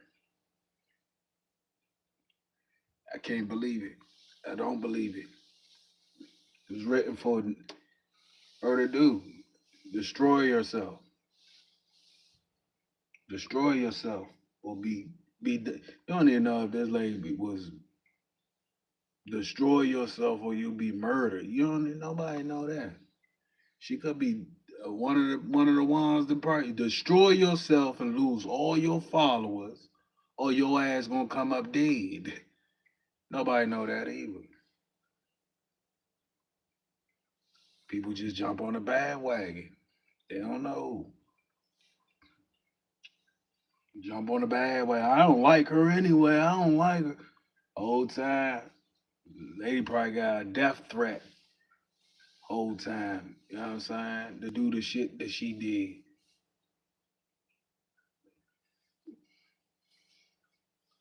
Her ass would have came up missing. But people go ahead and join the whole narrative of the lady Nicki Minaj going out like how she went out. But the whole time that it was meant, it was a strip for her to destroy herself. Yeah, destroy yourself, or this gonna happen to you. The crazy part though is she had to make black people think the way we are thinking now. Get her the fuck up out of here.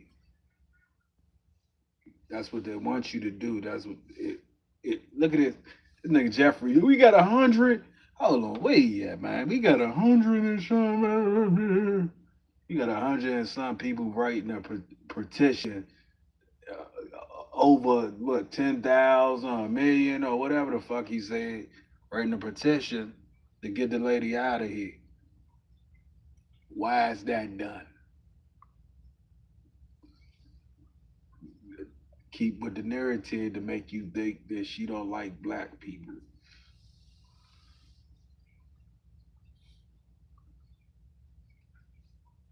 Trust. Who do you trust? Yeah, motherfuckers, you trust this shit. You can't trust this shit. This shit be, they foolish. The whole lady could be dead, come up dead. You ain't learned nothing yet?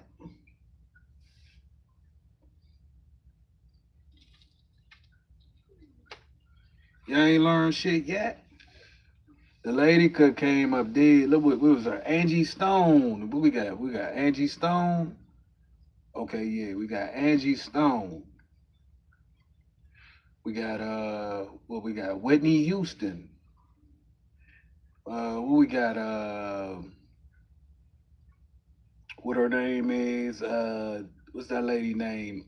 Andy Anderson. Something Anderson. Is it what the fuck is her? Amy something, the white lady that married the old rich white dude, man. Married that old rich white dude, but he left all that money behind for her. Then them people went after that lady and just destroyed her and her son life. The little dude, what he committed suicide. So he committed suicide. So that white lady, but she was a model at first, and she just blew up. Got depressive and lost weight.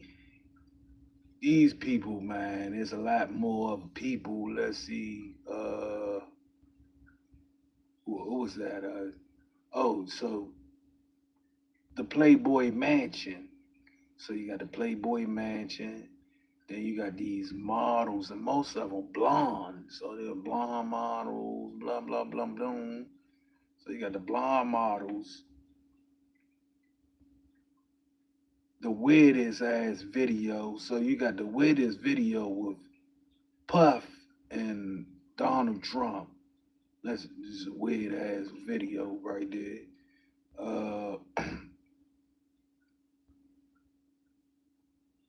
All these little things that go underground. So all this shit that go underground. So then California, all these houses got burnt up. So all the houses got burnt up.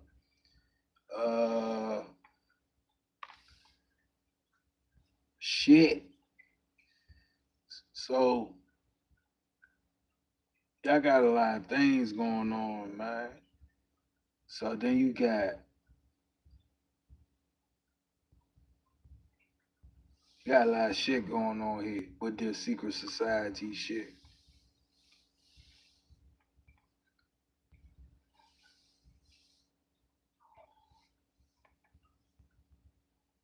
And people just blind to see the whole thing was a A lot of covering up. A lot of covering up. Elon Musk had to come in and clean shit up and say today. Yeah. He had to come up and polish some things down and shit, take away some fingerprints and shit. But majority of these people is under that. They under that. They that. She just got kicked out the club. That's all that was. Nicki Minaj.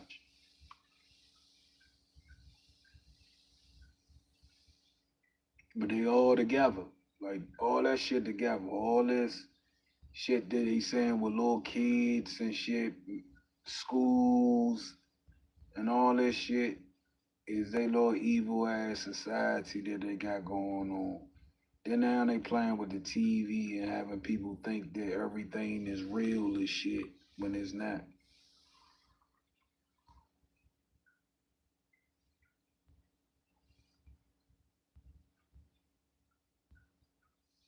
Crazy, crazy. All working under the same card, making that money. That's like just like that man. What's his name, man? You got caught running around ass naked. Uh, fuck is his name, man? Hold on, let me get this. Joe Buttons. That's it, Joe Buttons. So I'm done with her. I'm done with her. Oh, I'm telling you, all y'all is under the same shit. It's just the way it is something ain't showing right because y'all be beefing amongst each other.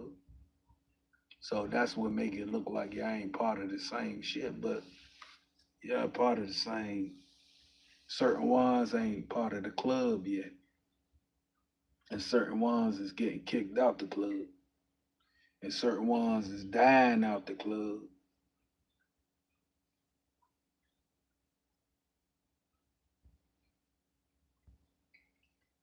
So they say, okay, well, LOYALMOVES,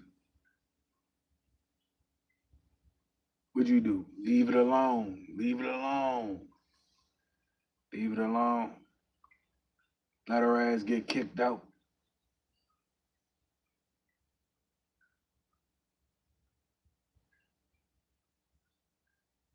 Let her get kicked out.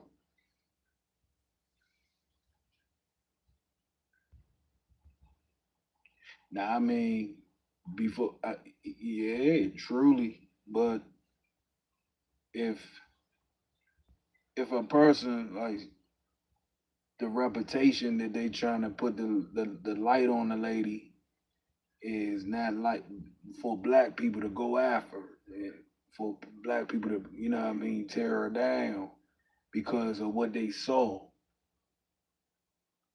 So what they saw was a black person to them trading on, you know what I mean, a whole black race by what her actions. And the actions that she used wasn't really actually her actions. It was a person with a gun to her back. So what do you do with that?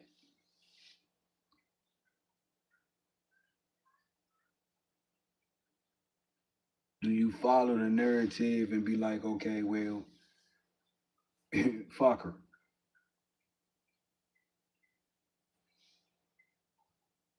That's what people gotta pay attention to. So, but at the end of the day, it's on her though, because you know what I'm saying.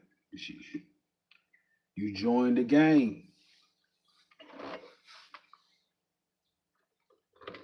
That's what you signed up for,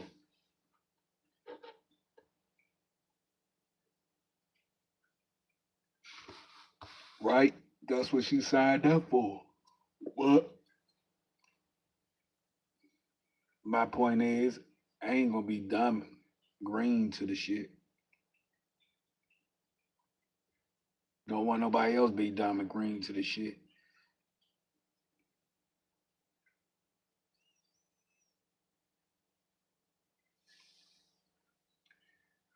All right, let me put that. Hold on, let me put this right back on there over there.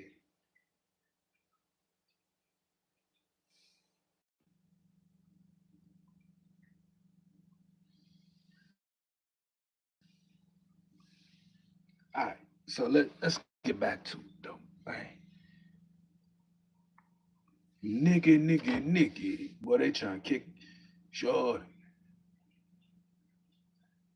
She bees in a trap. I'm trying to tell you. Hey, I'm telling you, she in a trap. It's a trap. Yeah, I heard about that this morning. Somebody was saying that she's from Trinidad and she's been over here illegally.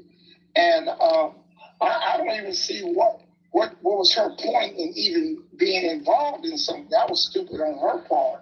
I don't know. Only thing I could think if unless they trying to, and I don't mean to cut you off, but unless she trying to get a citizenship right, or she's trying to figure that part out. Now something's going on. The Kirk's wife ain't got nothing to do with her citizenship getting right. She's just a clear person in the element trying to take up for her what her husband left off, and her husband wasn't in favor of aliens, immigrants being in America. So what do you think has happened with Nikki? Her husband allegedly has charges against him. They're saying that, they're saying that her husband, she's staying in a community where her husband has a sin or a charge against him, and her neighbors are trying to evict her from her residence because of her boyfriend. And now I guess she's trying to defend that with Charlie Kirk's wife, and that's a bad move. Well, it says right here in Newsweek that some of Nicki Minaj fans have turned on her, signed a petition calling for her to be deported to her home country, Trinidad and Tobago, saying they feel betrayed by the rapper. So it seems like her own fans, and it's all, like I said, it's over 60,000 allegedly now. It says people have signed the Change.org petition as of Monday evening, asking the U.S. government to review Minaj's immigration status over her apparent move from a more liberal viewpoint to a conservative one. This is personal for those of us who watched Nikki rise as a beacon of hope, only to feel abandoned by her shift in values. The petition started by Tristan Hamilton read, her public platform carries weight and responsibility, and her recent statements are a stark contrast to the solidarity she once showed, leaving many feeling deflated and disillusioned. Furthermore, Nikki's status in the United States is not based on citizenship, which raised questions about her continued presence, despite her divisive actions of statements. And here's what's boiled down to: a lot of the people that follow Nikki is from the LGBTQ, so it's like a slap in the face to them for her to be supporting, mega like this, and so she's switched gears for some odd reason. I don't know why. I thought you would be able to enlighten me, OG, because I know you be on top of stuff like this. Now, what's going on with my girl? Is this really Nicki Minaj? Well, look, let me say this first of all. My disclaimer is she's not from Compton. So I don't know what she got to do with Trinidad. What did she actually say in support of Charlie Kirk's wife? What was her conversation? I have no. I mean, when she sit down with it didn't seem like it went too deep into that. She just said she loved, Trump. She thought Trump was a looker. Said Newsweek reached out to Hamilton Ninja's record label. Now, allegedly, she was, from the information I have, she was dealing with Charlie Kirk's wife in hopes that she could get a pardon or something from her boyfriend for Trump. So she was brown-nosing up to this other clear lady to try to get an edge. Oh, no, Barry. Nah.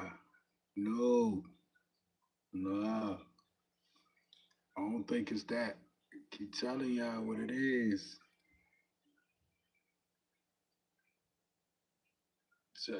Tell you what it is. She just got destroyed. That's what that is. She got destroyed. They put her up to that. Boy. Rough.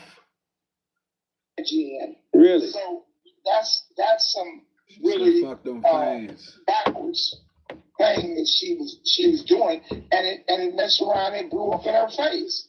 And I feel like that she already knew. if she ain't from here, she need to go back to Trinidad. She played herself like that. Wow, so you jumping on the bandwagon of sending her back? She ain't from Compton, so she can go home. Wow, well, you hard on the rapper, man. You always have been, man. You hard on the rapper, bro. Like I said, I mean, for sure, I don't want to see her. I don't want to see her just kicked out the country. I mean, I'm not looking for, but Look, let me say, I don't want to just see her kicked out the country. Now that's we want to try to work together to try to figure out what caused all of this problem with her mentally. Right. True. That's the truth. She never did, but man, she's under the record label Cash Money. She was, and she got a great foundation with the South with Gucci, man. Them, I don't know what flipped out on her. Something happened, man. I think she's not with Cash Money them now. Yeah, I know it, but something happened. She built a great foundation, only turned this way. It's something that knocked off her square, man. And Godfrey ain't trying to hear it. Godfrey is Right. Something ain't clicking to them. They don't get it. It don't make sense. I just say what it makes sense. She had no other option to do the shit. It was a destroy, embarrassment, burn her celebrity status to the ground situation. She knew it, they knew it. It was strip writ or else of a consequences. That's why. having a field day with this. Just like Godfrey. We're tired of these people coming from somewhere else, looking like us. Get it? Now this is when you say F the streets. Yeah. You eat off of us. Uh-huh. And you build off of us, and then you betray us because you ain't us. That's crazy work, man, but it's so true, man. I can't be mad at you. All I can do is agree with you, OG. It's definitely a thing where she built off of us. She had me fooled. I thought she was straight up out of New York. I really did. I thought she grew up down there, though. She hadn't been home in forever. She been there forever, man. Right. But you know how that go. I can't listen, man. I can't be the one sitting back acting as if. Yeah, but I can't be the one to I really can't be the one to say I want to see her leave this country or I don't care. And everybody that comes in and feeds off of blacks in America, and it's our fault because we ask not of. Falling for the bullshit, bro. We demand not of, because these people wouldn't be here had not it been for us. So right now, they're setting up in the industry. You have all of these black faces that are in the movie industry right now that ain't from here. They're from England. They're from Canada. But they have these black faces, and they have no vested interest in blacks in America. They use us. They abuse us. They eat off of us, and then they sit down with Charlie Kirk about it. No, I'm not having it. Oh, gee, I'm gonna have to stop you right there. You know, you guys, and that's one thing that you people do. You know, you guys will turn your back on somebody if they go through stuff. Y'all always, you was one of the guys that was supporting Nicki Minaj early on. You was one of the guys that you thought, man, she nice looking girl. Like that sister. That sister look good. Oh man, she's a nice looking girl. Right. She still look good, and I would take her to bed in a minute But before she get deported. now all of a sudden she have a bump in the road. She had an issue. She got a child over here now. She going through some stuff, man. Right. Well, let the child stay here. She gotta go. Now that's something that you brought up, and that's something maybe Godfrey or none of these people have thought about, man. You is got a kid. What's gonna happen with a child? A child is an American citizen. And she can take him with her, leave him right here. Whatever. I just said that. And the father, he definitely, even though he might have some kid. She got a whole kid. I just said that. She got a whole kid. Got a whole kid. And they know she got a whole kid. So it's either her follower, her fan base, or her kid. She chose her kid. She ain't actually choose no motherfucking Donald Trump. She ain't actually choose her fan base. She ain't actually choose her followers. She ain't give a fuck about losing that. She gave a fuck about losing her kid. That's what I say. That's hard to do. Motherfucker tell you, look, man, you gonna be gone in like an hour. And you ain't gonna be able to say bye to your kid. Threat. X is on his back for what he done. Whatever the case may be, I don't know his situation, but him and the child good. It's just Nikki would be deported. That allegedly that wouldn't be. You don't want to separate the family, do you, OG? Well, if that's your wife, go with her. It's cool in Trinidad. OG, you don't want to separate the family, I know. No, I want them to go. If they the family that stays together, prays together. This man here, boy. If they pray together, they'll stay. That's fucked up. Fast absorbing core versus 3 Ps. Will it leak? 1 P, 2 Ps, 3 Ps. Ta-da! Huggies, snug and dry. Up to 100% leak proof.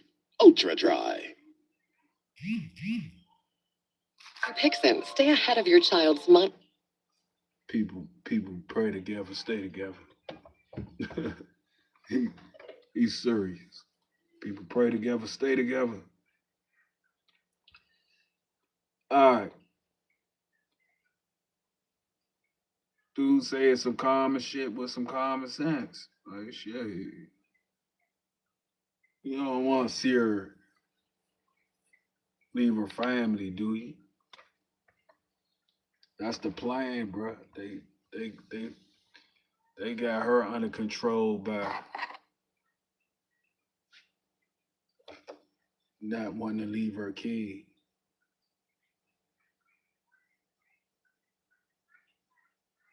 Dang.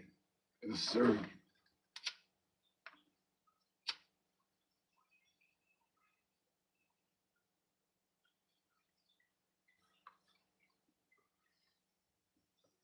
She can't leave her kid. They don't want her to leave her kid.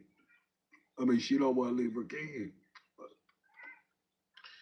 What else she gonna do?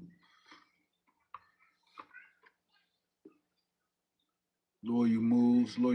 I'm sitting here talking about this Nicki Minaj stuff.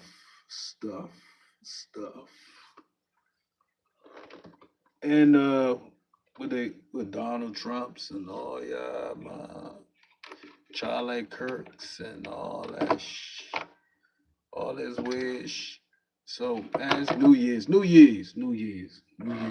on its way. Happy New Year's. Happy New Year's. You know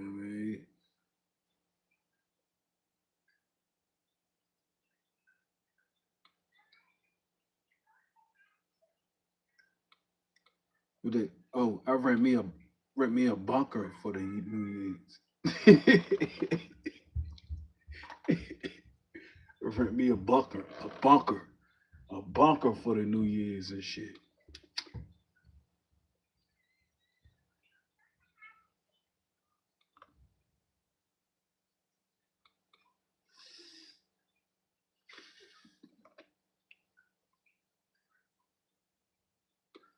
Gotta be a motherfucker bonker out this motherfucker. Yeah, hey, fucking with these people, bruh. Know what these people capable of blowing shit up. Knowing they capable of doing shit, you know what I mean? You gotta be on point with these motherfuckers. These motherfuckers serious out here. Alright. You gotta have what you gotta have, what you gotta have? You gotta have a whole hold on. You gotta have nah, because they playing with them motherfucking other things. Yeah, they playing with them other things. Them other things that destroy the whole atmosphere. You know what I'm saying?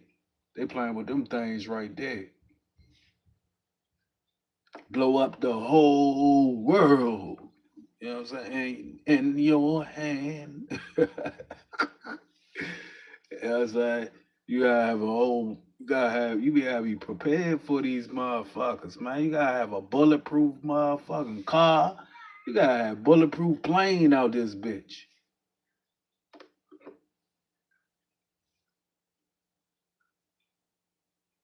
Yeah,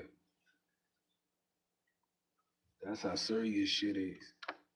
Hold on. I try to do this, but hold on. I'm gonna do this. I got you on a string. I see you. Okay. I see you on a string over there. So, yeah, I'm about to send you this right now. I'm sending it right over to you.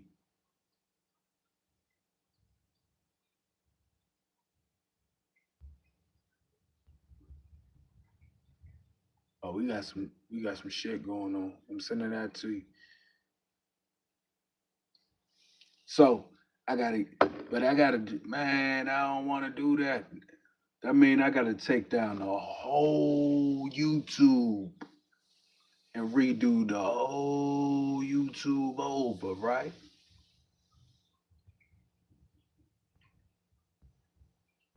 Shit. All right. Well, I'm gonna have to do it for the New Year's. I'm gonna have to take down, or I just, you know what I'm saying, make another one. So what we're gonna do is we're gonna make another one, right? No, we gotta make three. So you gotta make three of these. So you gotta make three. So bam, bam, bam. So boom. So okay. 1, 2, 3. I made this one. I got this one. So I go clear the other one out. Redo that one. And put what it's supposed, because this is my anything. This ain't gonna just be the anything on it, just test. But the other one, the other two, I'm gonna have to professionally do them motherfuckers. But I got the course of everything now, so I got everything I need now. So bang bang, it's time to go ahead and make the other motherfucker jump off. Yeah, it's time to make that jump off. Then I'ma have to go ahead and I'm gonna have to get probably one computer tech.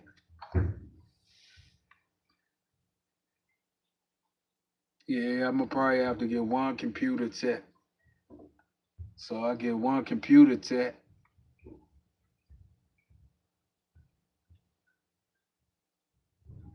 Cause I'm gonna have to, cause I ain't gonna be wanting to do all this shit.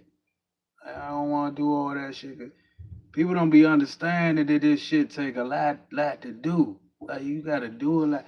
That's why I be playing with it. But I got another situation I need to take care of. So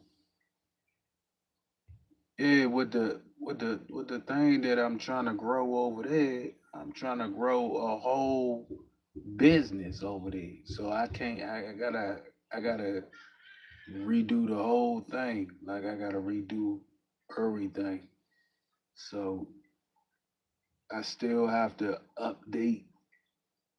I still gotta fix studio. I gotta remodel a studio. I still gotta put floor and all kinds of shit down. So I still got a road to go. I ain't got that far because I got it all hooked up, but I still got a whole road to go. I still gotta I gotta put the wall. I gotta put the walls up. I gotta put the motherfucking I gotta find certain speakers. So I gotta find the certain speakers for like uh and I still got a long ass road to go. But I got shit. I got I got halfway there. Halfway there. So I'm halfway there. I'm almost there. I'm almost there. The only thing I need to do is I gotta get this floor. So I gotta get the floor and I gotta get the wall and I gotta get the speakers. So I get the floor, the wall, and the speakers. Then I'm alright. Then I gotta, yeah, I mean, I don't know how I'm gonna turn it, what I'm gonna turn, but I still got the whole, man, listen. I came up on one thing. I can't wait to do this one. I'm gonna put that motherfucker to play. I can't wait for that one to do that one. Yeah, I'm having my moment right now because I gotta get. I'm just letting them know I gotta get all this shit together. I still gotta get the floor. That ain't gonna. That ain't gonna be nothing. But I've been dragging. It's a lot of things been going on. I've been dragging like shit. I finally got to sit down again.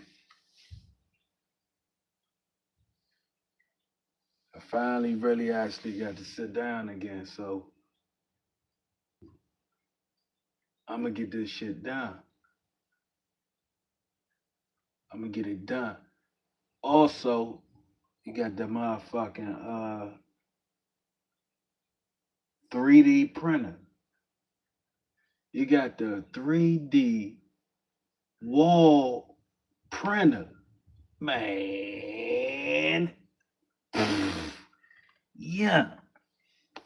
You got the motherfucking 3D wall printer, man. Man, I'm gonna be burning they motherfucking pockets. I'm about to burn their pockets.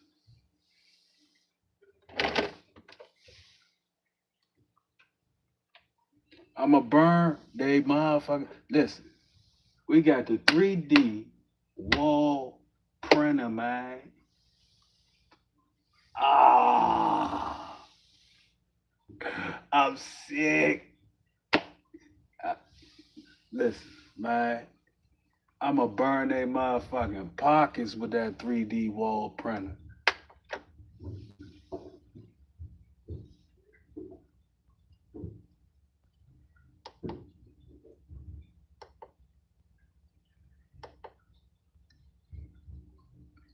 I'm gonna burn. Listen, I'm gonna burn a. I know.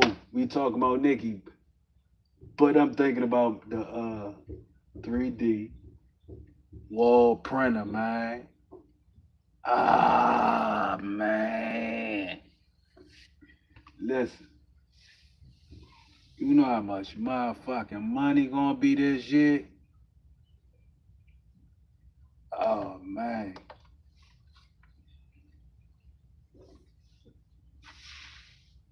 Nick, the 3D wall printer, that motherfucker did cost, it costs a motherfucking bundle. But it's gonna make a nigga a bundle. You hear what I'm saying?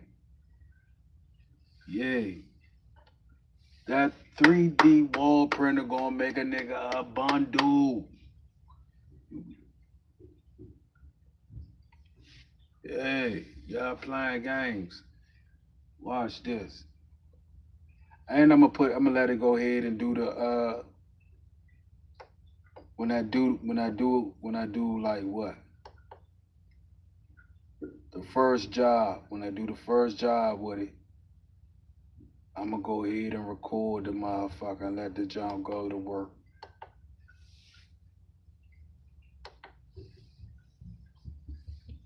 I'm gonna let that motherfucker go to work, man. I'm gonna go ahead and let it go to work. The 3D printer, y'all playing. Listen, don't tell me I don't know how to hustle. Fuck y'all talking about. Don't tell me that.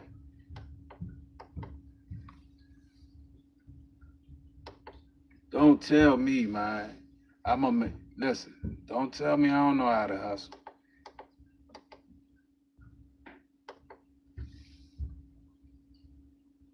That motherfucking 3D pig, it costs a motherfucking lump.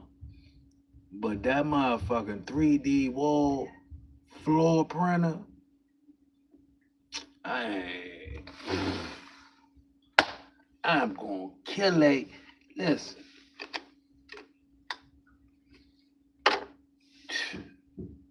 I'm gonna get them. We gonna charge them.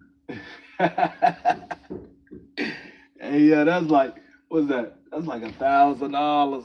That's like $1,000 every 20. Yeah, give me a roll. I need you roll up. What? Yay. Hey, 3D printer. 3D wall floor printer. I'm gonna put your face on it, on the wall. Yeah. Put your face on the wall. It's gonna cost you like $500 though. 500. Yeah. Down payment on it. Yeah, down payment. Yeah, okay. Man, I just want to see that motherfucker go.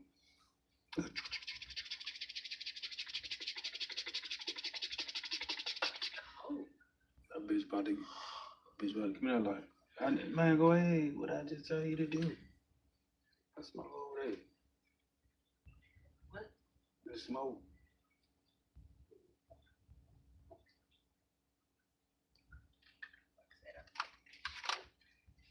Hell is. I just thinking about that motherfucker printing. Like, dang, hell.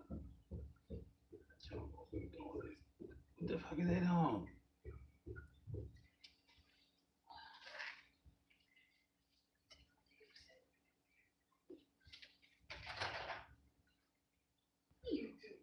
Be making monkey noises.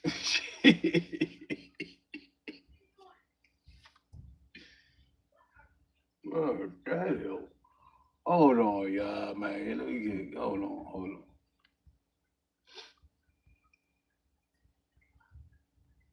Three little monkeys jumping in the bed.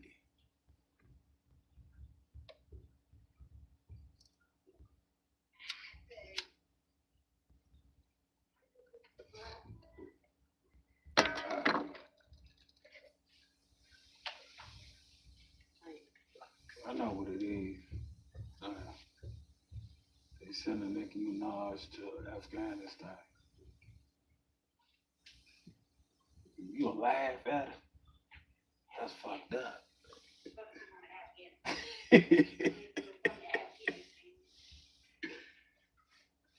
Dang, you gonna laugh at her like? Cause she ain't from Afghanistan. Dang. You know where the fuck she from? Trinidad. From Turkey. She from New York. That bitch ain't from New York. She is from New York. She wasn't born in no damn New York. She was raised in New York. She ain't from there. You act like you know her. How you know? Cause that's what the fucking documentary said. Or her biography or whatever. Her Wikipedia. You all, but you ain't gotta be all mean about her. She ain't do nothing. I'm just saying she ain't going to no motherfucking Afghanistan. She ain't do shit.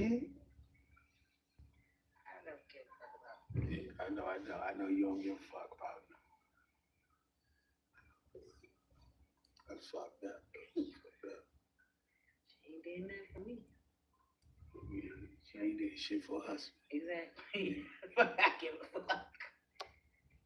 Cause she a human being, man. She a motherfucking human being. She ain't did shit for she me. Got a kid. She ain't did shit for me. Oh, man. Yes, damn. See how black people is, boy. Black kid. That black motherfucker. She ain't did shit for me lately. She. Lately? Yeah, I don't know that lady. I know she made me good for her. Man. What they having, a slumber party? You can't keep getting up and doing this and doing that.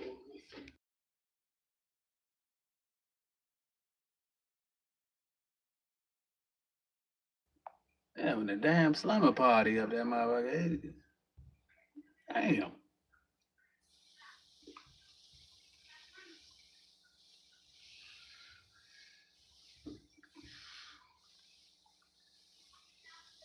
That's what she done for me. Shit. Right, what she did. That's somebody asked me, but you don't mess what Tupac done for me, motherfucker. Yeah, I like his music. Yeah, man. Interesting storyline, punchline. But these people are dumb people. You know what I'm saying? These people are dumb people. You know what I'm saying? What I supposed to say? What I supposed to do? I mean, be a groupie? Yeah, cause somebody asked me, "Oh, what you used to like Tupac?" I said, "Yeah, I like his music and shit." Like, what I'm supposed to be a groupie? Like, I mean, an interesting story of life and shit. But I ain't no groupie ass nigga.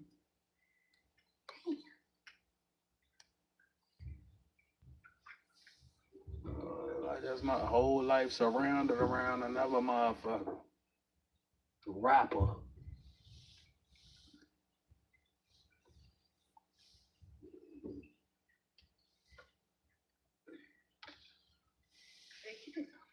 Some of these motherfuckers don't be even knowing. They don't even know these motherfuckers. They'll die for them.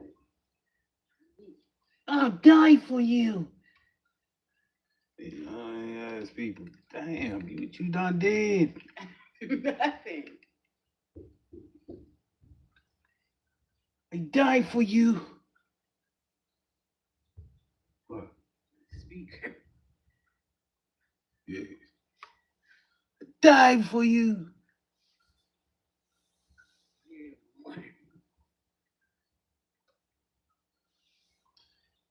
You heard it. Late as shit.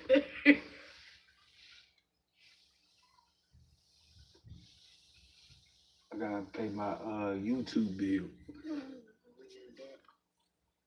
Yeah, I owe YouTube. They say I can't have no more people unless I pay my bill. Yeah. I ain't paid them shit. So I make my new one. This is gonna be I'll make 2 new ones. Clean it up. You know what I mean? Clean this shit up.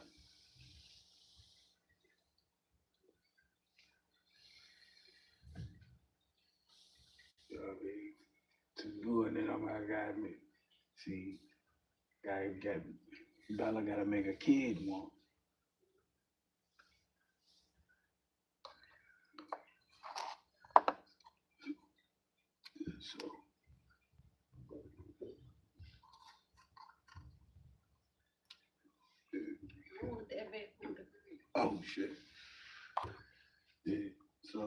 She gotta make a kid one. Yeah, she gotta make a kid one. I'm getting prepared. Yeah, what you doing? Oh, yeah, I thought I gave it to you. No, you didn't. Get the, oh my, that's not even the one. And the one that was over there is on the side of that, where the router at, right there.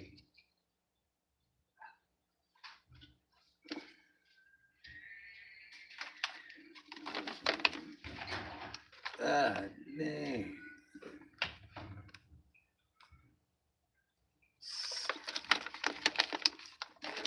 Oh my life.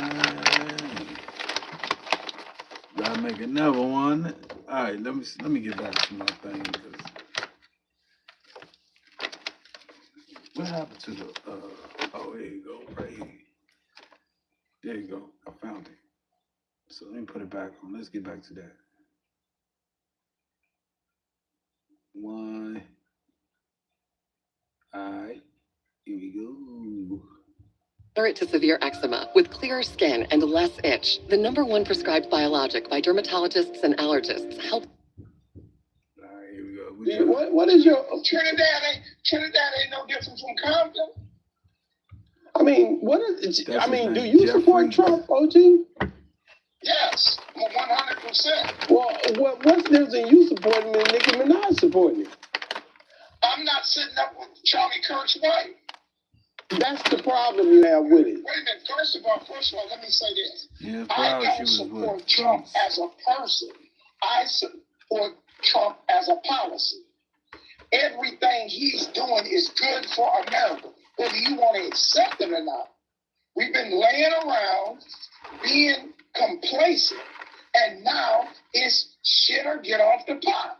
I think it's exceptionally well that some of these people has been sleeping for 100 years, being happy, getting crumbs off the table, have to start waking up and doing for self. The man is amazing. He does not just deal with black folks per se. Any folks that is not a 1%er, all of them is ninjas to him. Okay, now see, that's where I want to go in on you a little bit. I know a little bit of the backstory with you because I've been talking to you for a while. And if we was in court and you was speaking for Trump, they'd ask you the same question I'm about to ask you. Have you ever stayed in a Trump hotel? Yes, I have. And how long was you in that Trump hotel? 14 days. 14 days you was in Trump hotel. Yes. Now, Trump Hotel is a very expensive hotel to stay in. Don't you agree? Very, very much so. Okay, so if you stayed in his hotel 14 days, and basically now you basically stayed in a nice room. You didn't have to pay for it, did you?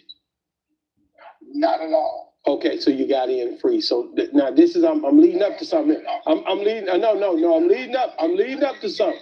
I'm leading up to something here. Well, you lead on into it. I'm just saying, you was there for free. Did you pay for it? I didn't have to pay for it. Okay, you didn't pay for it. You stayed in Trump's hotel for free, and not for free. Okay, well, son, you didn't pay for it. Regardless what I did, you asked me. You stayed in a big room. Was it a nice room? Was it a studio, or was it just an open floor? The room was $5,000 a night. $5,000 a night for 14 days. How much is that? Calculate one. Plus $5,000 a night plus for 11 what? For fucking hotel. Oh, okay. 5,000 times how many days? 14 days? 14 days. 70,000 times 10? I'm sorry. Hold on. 70,000 times 10? So that's what 14 days equal to. $700,000. God damn. The primaries room, that was $25,000 a day for 14 days. Okay. So see that we're talking over $1 million. That so and all the entrees and all the entertainment. Yeah, we're talking a couple of $1 million. So I don't think you'd be the right person to speak on Trump's behalf. You're for a not the Trump right rule. person to speak on liking Trump. I'm just saying that Dude right now. said he stayed I broke 14 that days down. You made your at summation. Trump And why I Hotel will tell you, I am the and right person paid to defend this. $5,000 Because who else a day. but a young man out of Compton, California, from Nightmare on Elm Street, would be able to stay in Trump Towers for 14 days and experience what life is in white America and not be appreciative to it with no strings attached. OG, I don't buy that. I don't buy it. I'm not buying what you're selling. I don't believe what you're telling. What you just asked me, and you made just... You spent $2 million with your crew over there at that Trump Towers. First of all, sir, I was working. It was my job. You can call it what you want to call it, but I think you're biased to the fact. And you have always spoken highly of Trump. I've never heard you say anything downward spiraling. So no, I don't. No, we don't want Nicki Minaj on Nicki Minaj's behalf and what she's going through. You'll be kicked off the jury. We're not dealing. Right? with Yeah, that. kick him off the jury. Fuck out of here. He done $5,000 a day. You're biased. You're biased.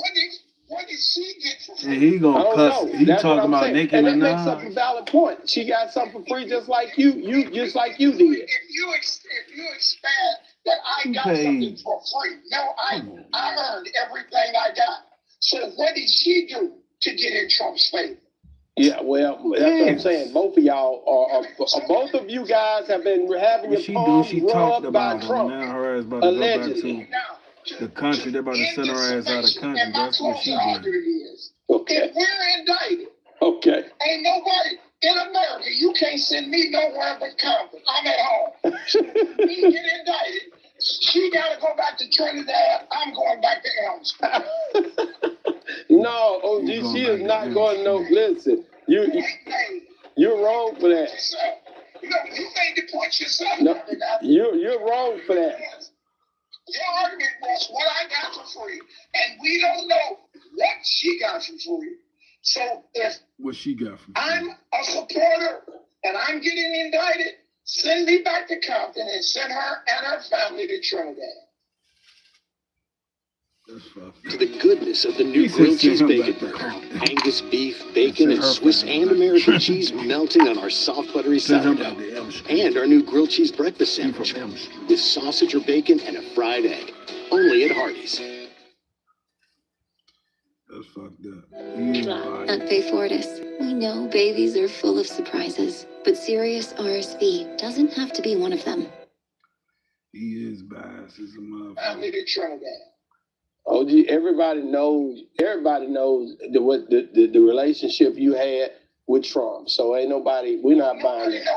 You're a tattletale right now. Nobody. We're I know it. And I'm not gonna let you speak on behalf of anything that devalues or values anything surrounding Trump when it comes down to you're biased in a way. Also, nobody knew that if you hadn't opened your Well, I'm making my argument, man. So that shows you dealing with Nick. You heard what I said? Well, first of all, I'm not gonna be no Negro for you on this call right now. America, I just want you to know that shows dealing with Negroes is nothing held sacred. You had already spoken this openly. This was publicly stated. You definitely, and I will put it right back here, so don't make me put it back in. You stayed at Trump Towers. You said that. You didn't break down in detail like you just did, but you said you stayed at Trump Towers. We got you. Red-handed. I stayed at the Palms, too, with you. That don't have nothing to do with what we're talking about. We ain't dealing with the Palms. Trump don't own the Palms. I stayed at the Palms with you for free. OG, let's just move on, okay? You took me into Rio and got me wrong. That's good stuff right there. OG, I want you to tell our audience why Nicki Minaj should or should not be penalized for what she's doing with Charlie Kirk's wife and the way she's standing for Trump. Okay. Explain that to me before we leave. I'm explaining to America. Boss Talk had me set at the at the Rio Hotel, called me to come and pick me up in the morning and had me robbed. This man is. Las Vegas, Nevada. At the Rio Hotel. That has nothing to do with Charlie Kirk, and that is the most blatant lie I've heard in my life. 3,265. Hotel and had me robbed. You hear me? No, he was not robbed. People to He was definitely not robbed. He basically got caught slipping, and as a guy who he is, there's no reason why you should be getting caught slipping. He got caught slipping, and I just said, you supposed to be the one never got caught slipping. How this happened? OG, I asked you a simple question about Nicki Minaj. And had told me he sent some guys to rob him. You heard what I said. I asked you a simple question. I don't think I'm going to get my answer, but man, Nicki Minaj basically she's going back to she's basically, a petition has been signed. I got OG on the line just to figure out what was going on with it. He gave me his analogy, synopsis of what it was. And let me get one more input. Go ahead, OG. 60,000 signatures that were signed 60,000. have Nicki Minaj deported. And my name was on one of the signatures. Oh, no. Guys, get in the comments. Let us know what you think, guys. Should OG have signed the signature on this petition or not? No. Let me know what you think. And if you're still watching, Finesse two-time calls out G Herbo and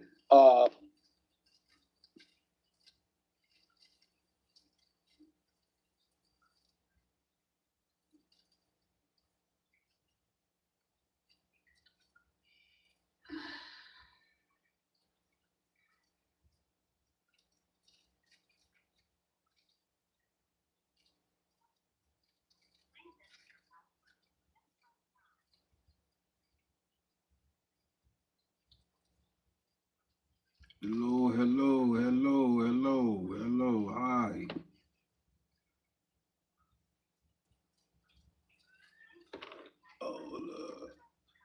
Hello. Welcome. Make sure you hit that like for me. What's going on? We sitting talking about Nicki. Should she be deported?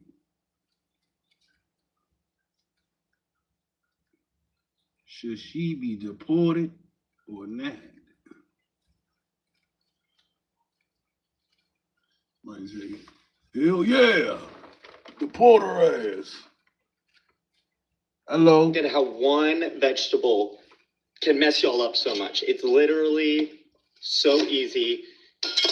That, look, and you can use it, done. Toss it off to the side. You do that, you just take this, and you just twist it out. All the seeds come out with it. So easy, whatever. Tap it out, I don't care. Y'all get ready? Yes, you get it.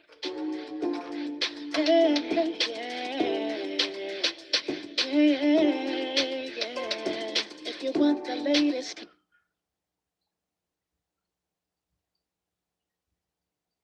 Hello.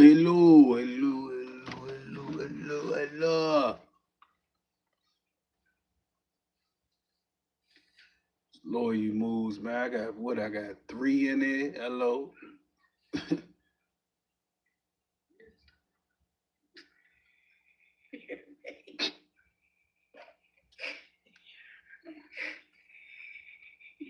Light it up.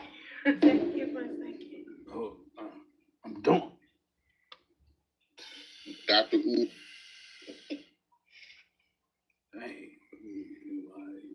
And for us, that they make us feel proud to be American.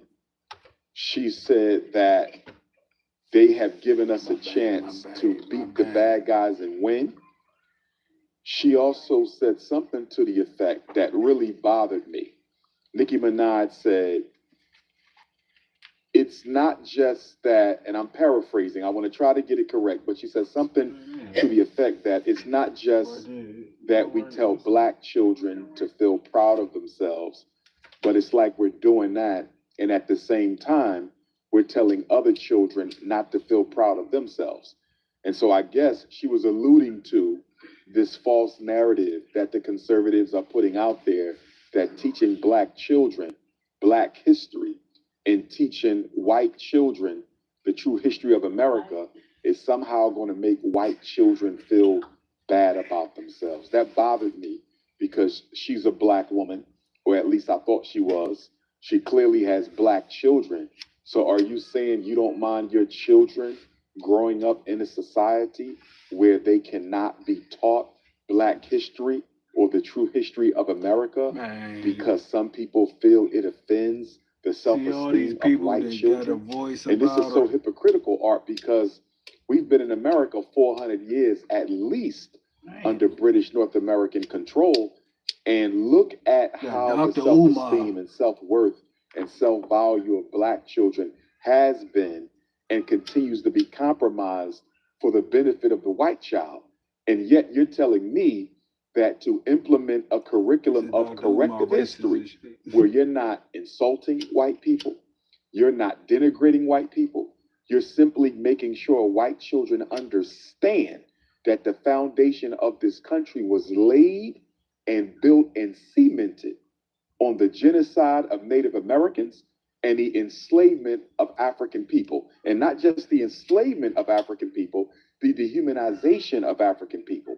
What a lot of people don't get, Art, is that although the United States of America was somewhat late to the international slave trade, even though they joined it rather late, the Portuguese had already been in it. The Swedes had already been in it. The British had already been in it. The Roman Catholic Church had already been in it. America was kind of late to the party. But once America got involved in the transatlantic slave trade, what we call the Ma'afa in African culture and in the conscious community, the Ma'afa, even though America was late, America would soon dominate the transatlantic slave trade. I don't think people understand, Art. Many of the streets and back roads of America were created so that they could traffic black people during the domestic slave trade. A lot of people don't understand that. When you see these small streets in front of big streets and all of your 13 colonies and subsequent states that joined the Union as slave territories, those small states, those small streets are in back of the large streets were created so you could sneak the slaves in the alleyway and traffic them in the alley and sell them in the alleyway. So for example, we're in Philadelphia. In Philadelphia, you have Market Street, you have Broad Street. Those are your two major streets. You also have other major streets, but you have a lot of small streets. And sometimes when you go down these streets, your car can barely fit down these streets. And you say, well, why would they make a street this small? They did not make the street for the car. They made the street for the slave wagon. They made the street for the slave coffle. The streets were made long enough, large enough, just so the slaves could be trafficked down them. A lot of people don't even know that the layout of many of America's major cities that were slave states, that existed in slave states, those cities were laid out to benefit and accommodate the domestic slave trade. Because after 1808, Art, 1808 is when America outlawed the international slave trade. They did not outlaw slavery. They just outlawed the importation of Africans. So from 1804 until 1865, how did they get more slaves in America if you couldn't ship them in? They moved to a domestic slave trade, which means what? It means that they had to birth and create their own domestic slave system. And this is where you get the breeding farms. This is where you get the breeding farms where they would get a dozen black women, one black man, and his job was to keep those black women impregnated constantly. They were called the bitches, and he was called the buck. And unfortunately, we still refer to each other in those same pejorative terms. We call our women bitches, and we call the men bucks or the N-word. We use the same terminology on each other that they used on us. So getting back to the Nicki Minaj situation, what bothers me about my sister, and I still love and respect her, and I'm going to hope that she engages in some corrective behavior, because this is insane. This is absolutely insane to see such a talented, beautiful black woman build her career through black culture, by way of the hip hop movement, become a multi-millionaire, one of the top selling artists of this century, and to use black culture to build your career and then turn around and use the platform that was created through black culture and hip hop. And now you're going to use your platform and your prominence within our culture to work against the progress of black people by joining Donald Trump, J.D. Vance, Erica Kirk, Turning Point USA against the best interests of black people. It's bothersome. And the issue about this, Art, is, to me, this is the Candace Owens effect. This is the Candace Owens effect. What did Candace Owens do? Back in 2007, Candace Owens and her parents, along with the NAACP in Stamford, Connecticut, sued Candace Owens' school district because Candace Owens was receiving threats from some of her white schoolmates. They were calling her racist names. They were leaving racist voicemails, sexist voicemails. There was threats against Candace Owens, and the school district in Stamford, Connecticut, sat by and did nothing. So Candace Owens and her parents, with the NAACP's help, rightfully sued the Stamford, Connecticut School Board, I believe it was, to a tune of $37,500. So you have Candace Owens, a black woman, another very articulate, intelligent, attractive black woman, just like Nicki Minaj, who benefited from civil rights, okay, and used those civil rights that our ancestors fought for to bring suit against a white racist school district. And then she spins the block on civil rights, and now look at her. She goes and gets a white husband, and now she's one of the biggest supporters of the conservative white racist agenda against African people. And as she's touring the country, and she's all over the news media, okay, trying to defend the honor, integrity, and legacy of another racist in Charlie Kirk. And don't get me wrong, I didn't appreciate the way that he lost his life. I didn't appreciate black people making a mockery of him, because I wouldn't want anybody to be made a mockery of when you lose your life in front of your wife and children. That is not to be made fun of. But at the same time, how is Candace Owens running around championing the legacy of Charlie Kirk, while at the same time you made a documentary trying to prove to the whole world that George Floyd was not suffocated to death by the knee of a police officer? So you will make a documentary to try to make a black man who was assassinated look like a criminal, and then you'll turn around and go out of your way and even put your safety and the safety of your children in jeopardy to champion the legacy of a racist Charlie Kirk, who Candace Owens refers to as her best friend. How in the hell can a black woman have a white racist as a best friend? Look at the things Charlie Kirk said about black women. Look at the things Charlie Kirk said about black men. But getting back to Nicki Minaj,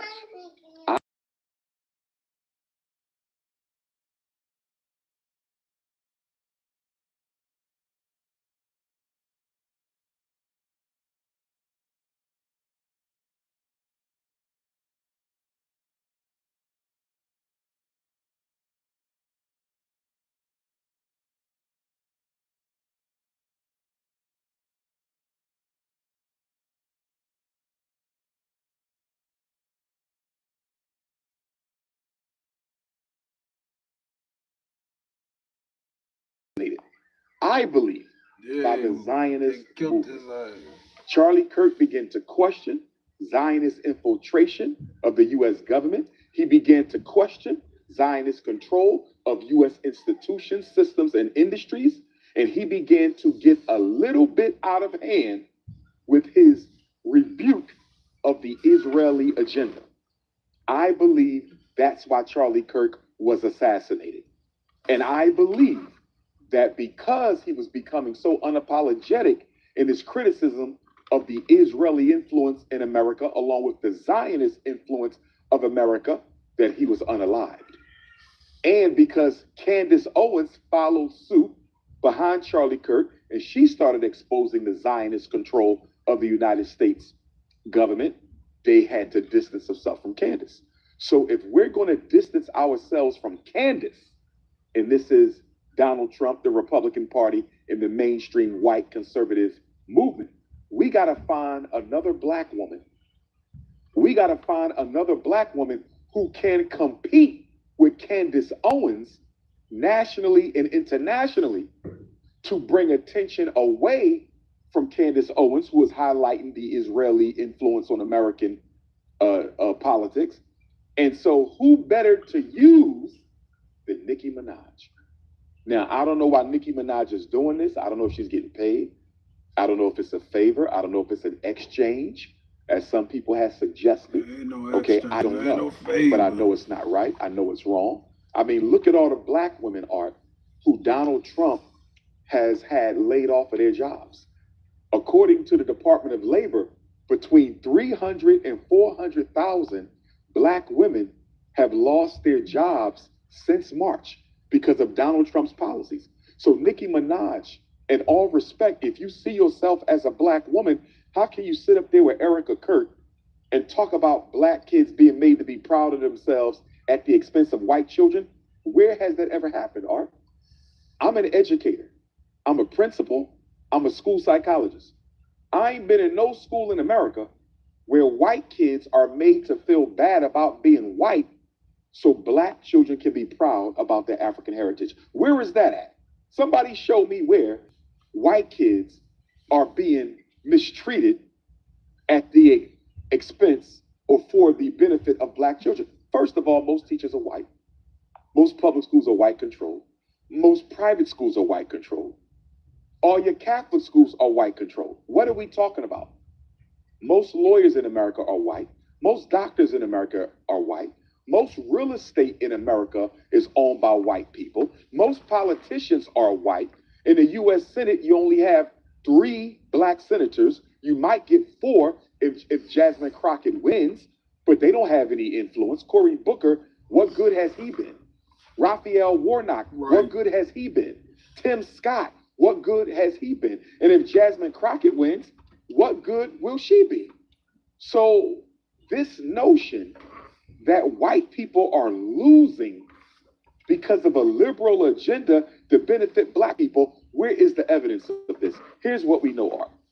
When you understand the science of racism, racism is always being most racist when they act like racism does not exist. Let's go back to Barack Obama's presidency.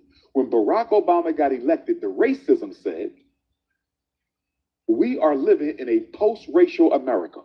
We have a black president, so maybe we don't need black fraternities and sororities anymore.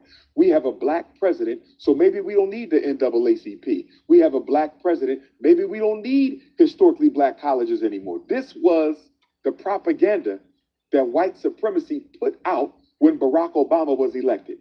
And what happened during Obama's administration?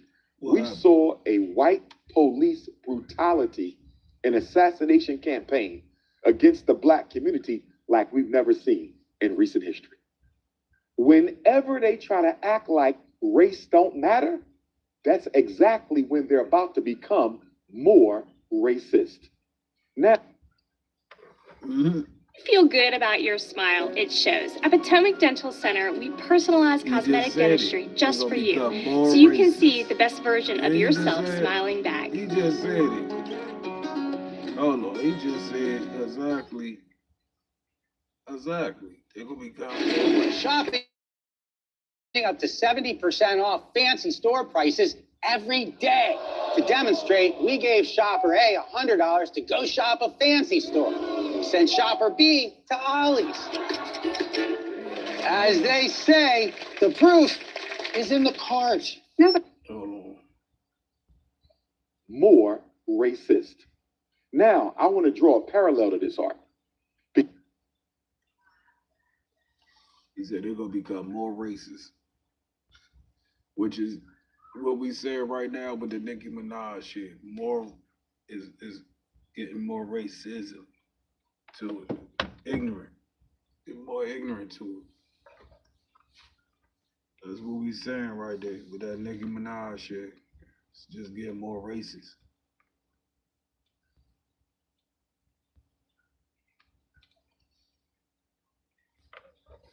You got all these people trying to get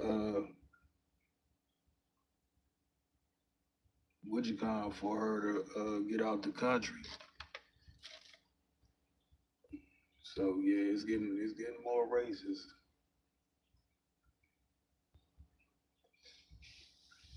Hold on, I'm messing with both of these jobs. I got this other one over here going too.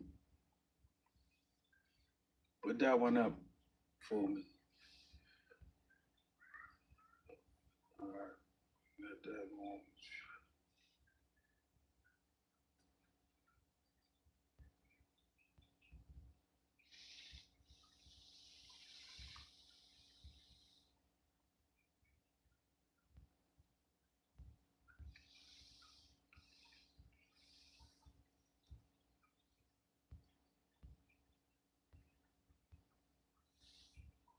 See, I think I got it. Hold on. I think I got it. Hold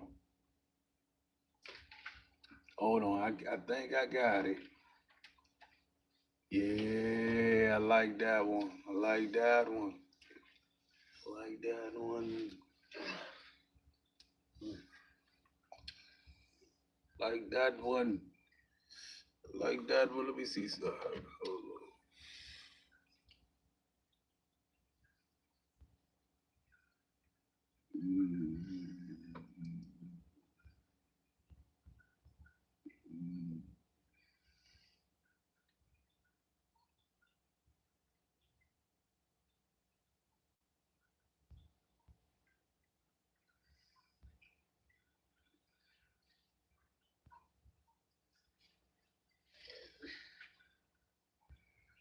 Yeah.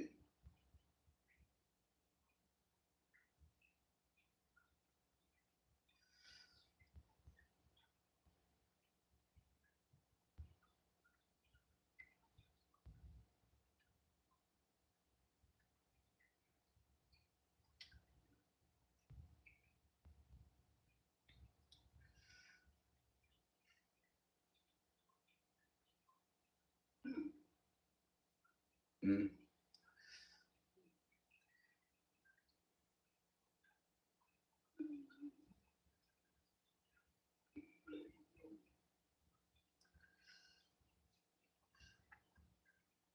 Oh.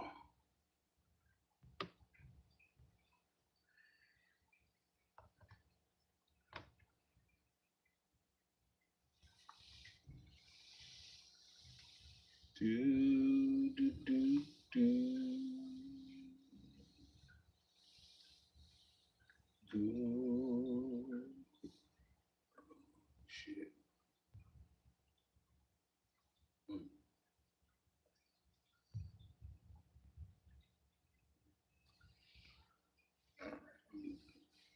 Trust. Let me see something really quick.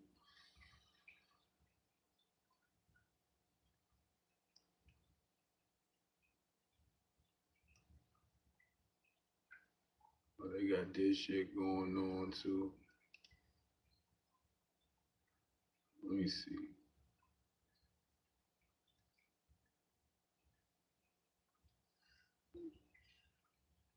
It's over for her.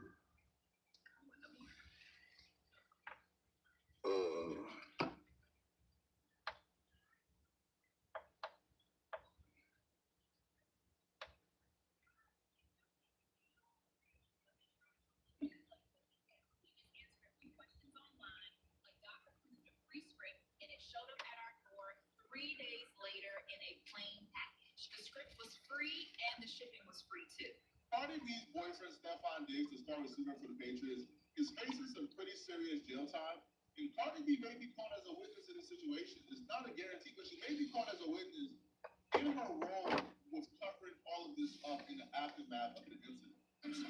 Well, breaking right now on WBC, New England Patriots star Stephon Diggs is facing serious criminal charges. We have just obtained paperwork from Dennis Dedham District Court indicating that the wide receiver is charged with felony strangulation or suffocation and misdemeanor assault and battery. This is stemming from an incident back on December 2nd.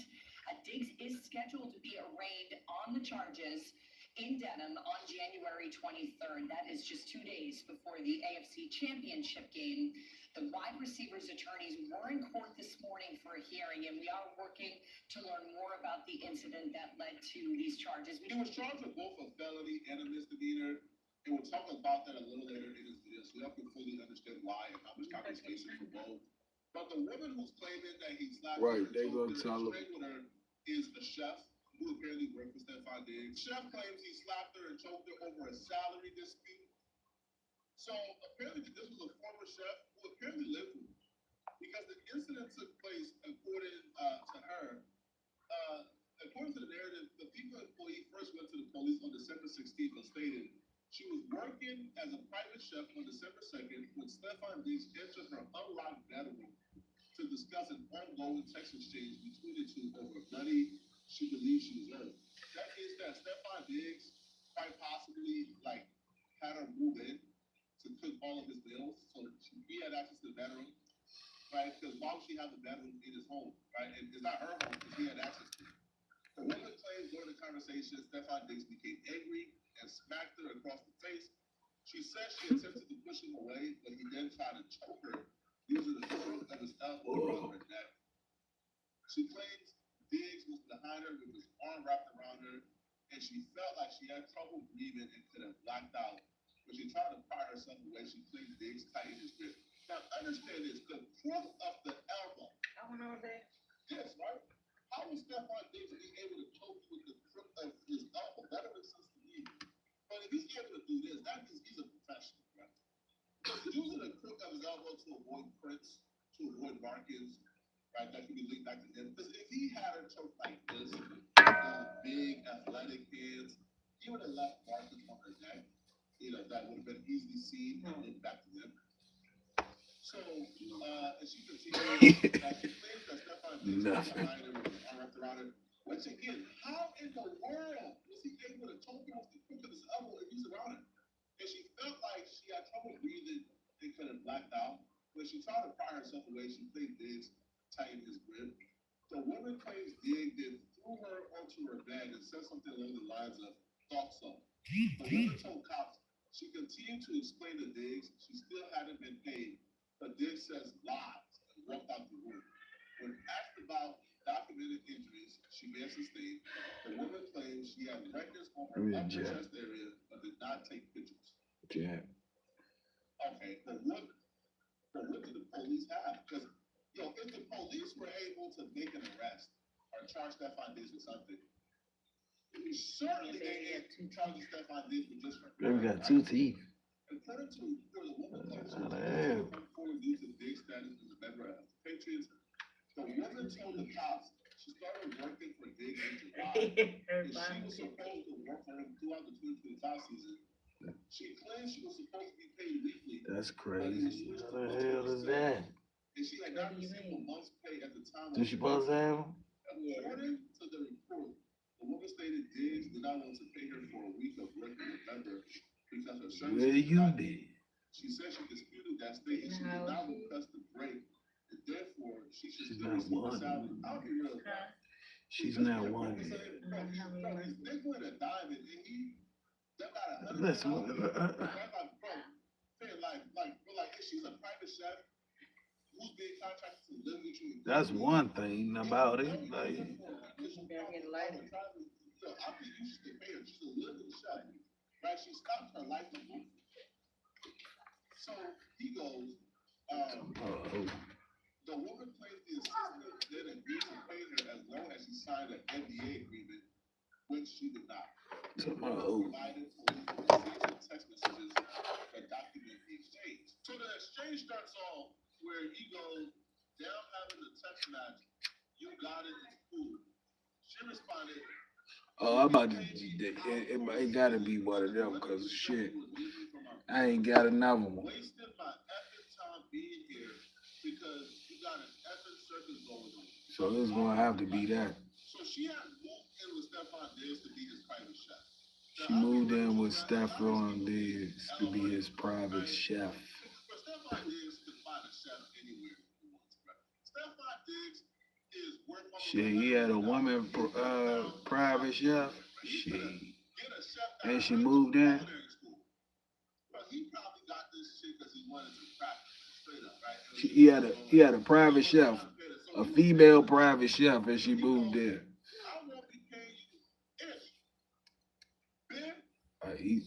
I don't know, cause he rich, so she could say anything. He did this, he did it. Nah, he should not let her move in.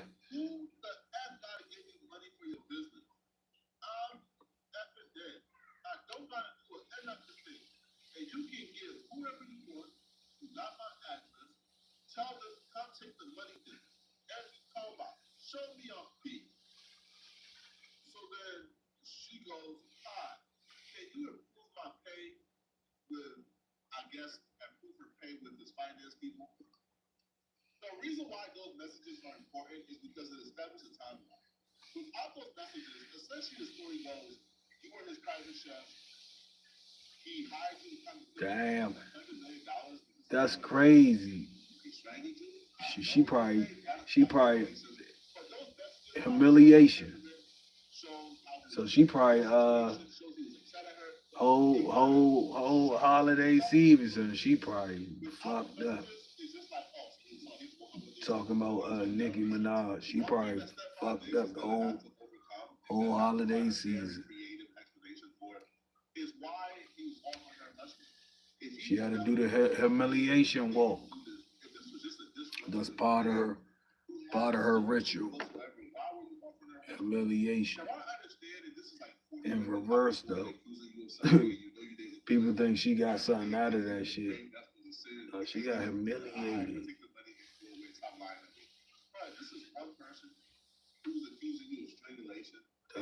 That's what y'all just see. Look, I can humiliate me. Motherfucker try to do that to me, man. I was like, okay, look.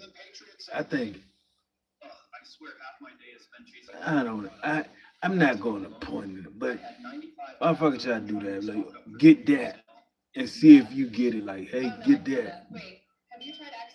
And see if you get it and shit. Like, get something for them. And to them, and they goofy, man, they did something. You get what I'm saying? So that's the same thing with white people. If they tell you like she jumped, she switched sides, humiliation. That's all she just got. She got the humiliation walk. Yeah, no. This ain't yours. Matter of fact, hey. And you gotta have the fire on the motherfucker. Anybody got time to be sitting there waiting for all that? AI logo generator and a massive library of beautiful logo designs. Waiting for what? It's the same thing. Fire. Just enter your business name and boom, you'll get thousands of logo ideas. Updated all that. I got to. Launching a beauty salon. Yeah, you got puff. Stephon Diggs as their star wide receiver faces strangulation and assault charges. I'm Kel Thompson. First to break this story. You said who was the bra? Who was the bra? It was it was a chef. A living lady chef. See how they go after you? They use anybody, boy. I guess it's around that time. I think it's like Hitman time. That's no damn shit. What? Listen. It's real serious. You just seen Nicki Minaj go down. Now you sing this. Cardi B. Boyfriend go down.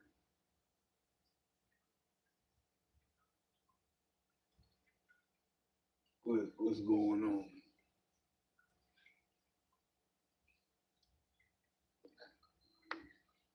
Psycho though.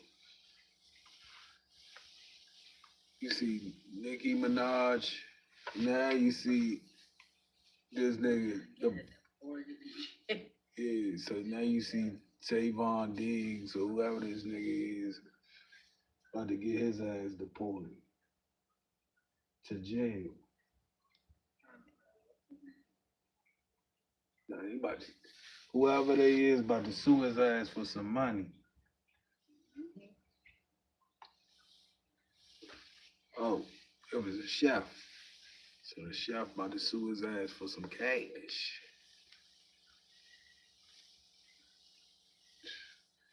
So I don't even want to ask the big question. Like, so what's going to happen?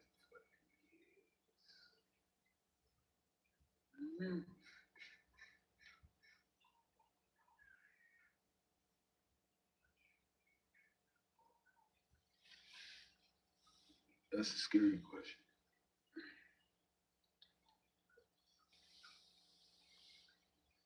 But about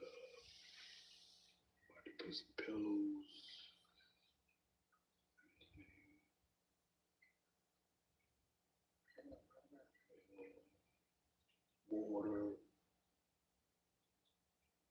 Water, flashlights, candles, knives, book bags, boots, boots.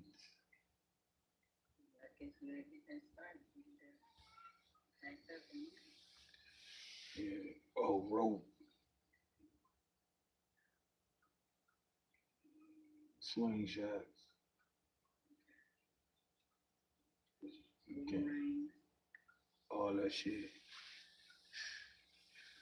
Boats. Boats. So I need you to go look online right now. Rent us a boat.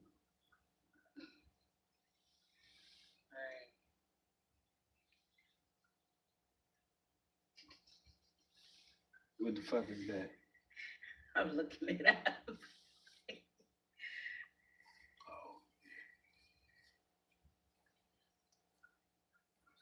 Nah, a submarine.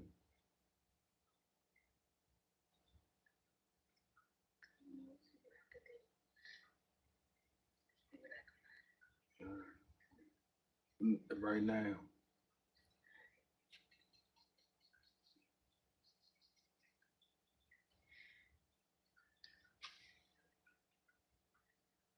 I don't see nothing yet. I don't see nothing either. I don't see nothing yet.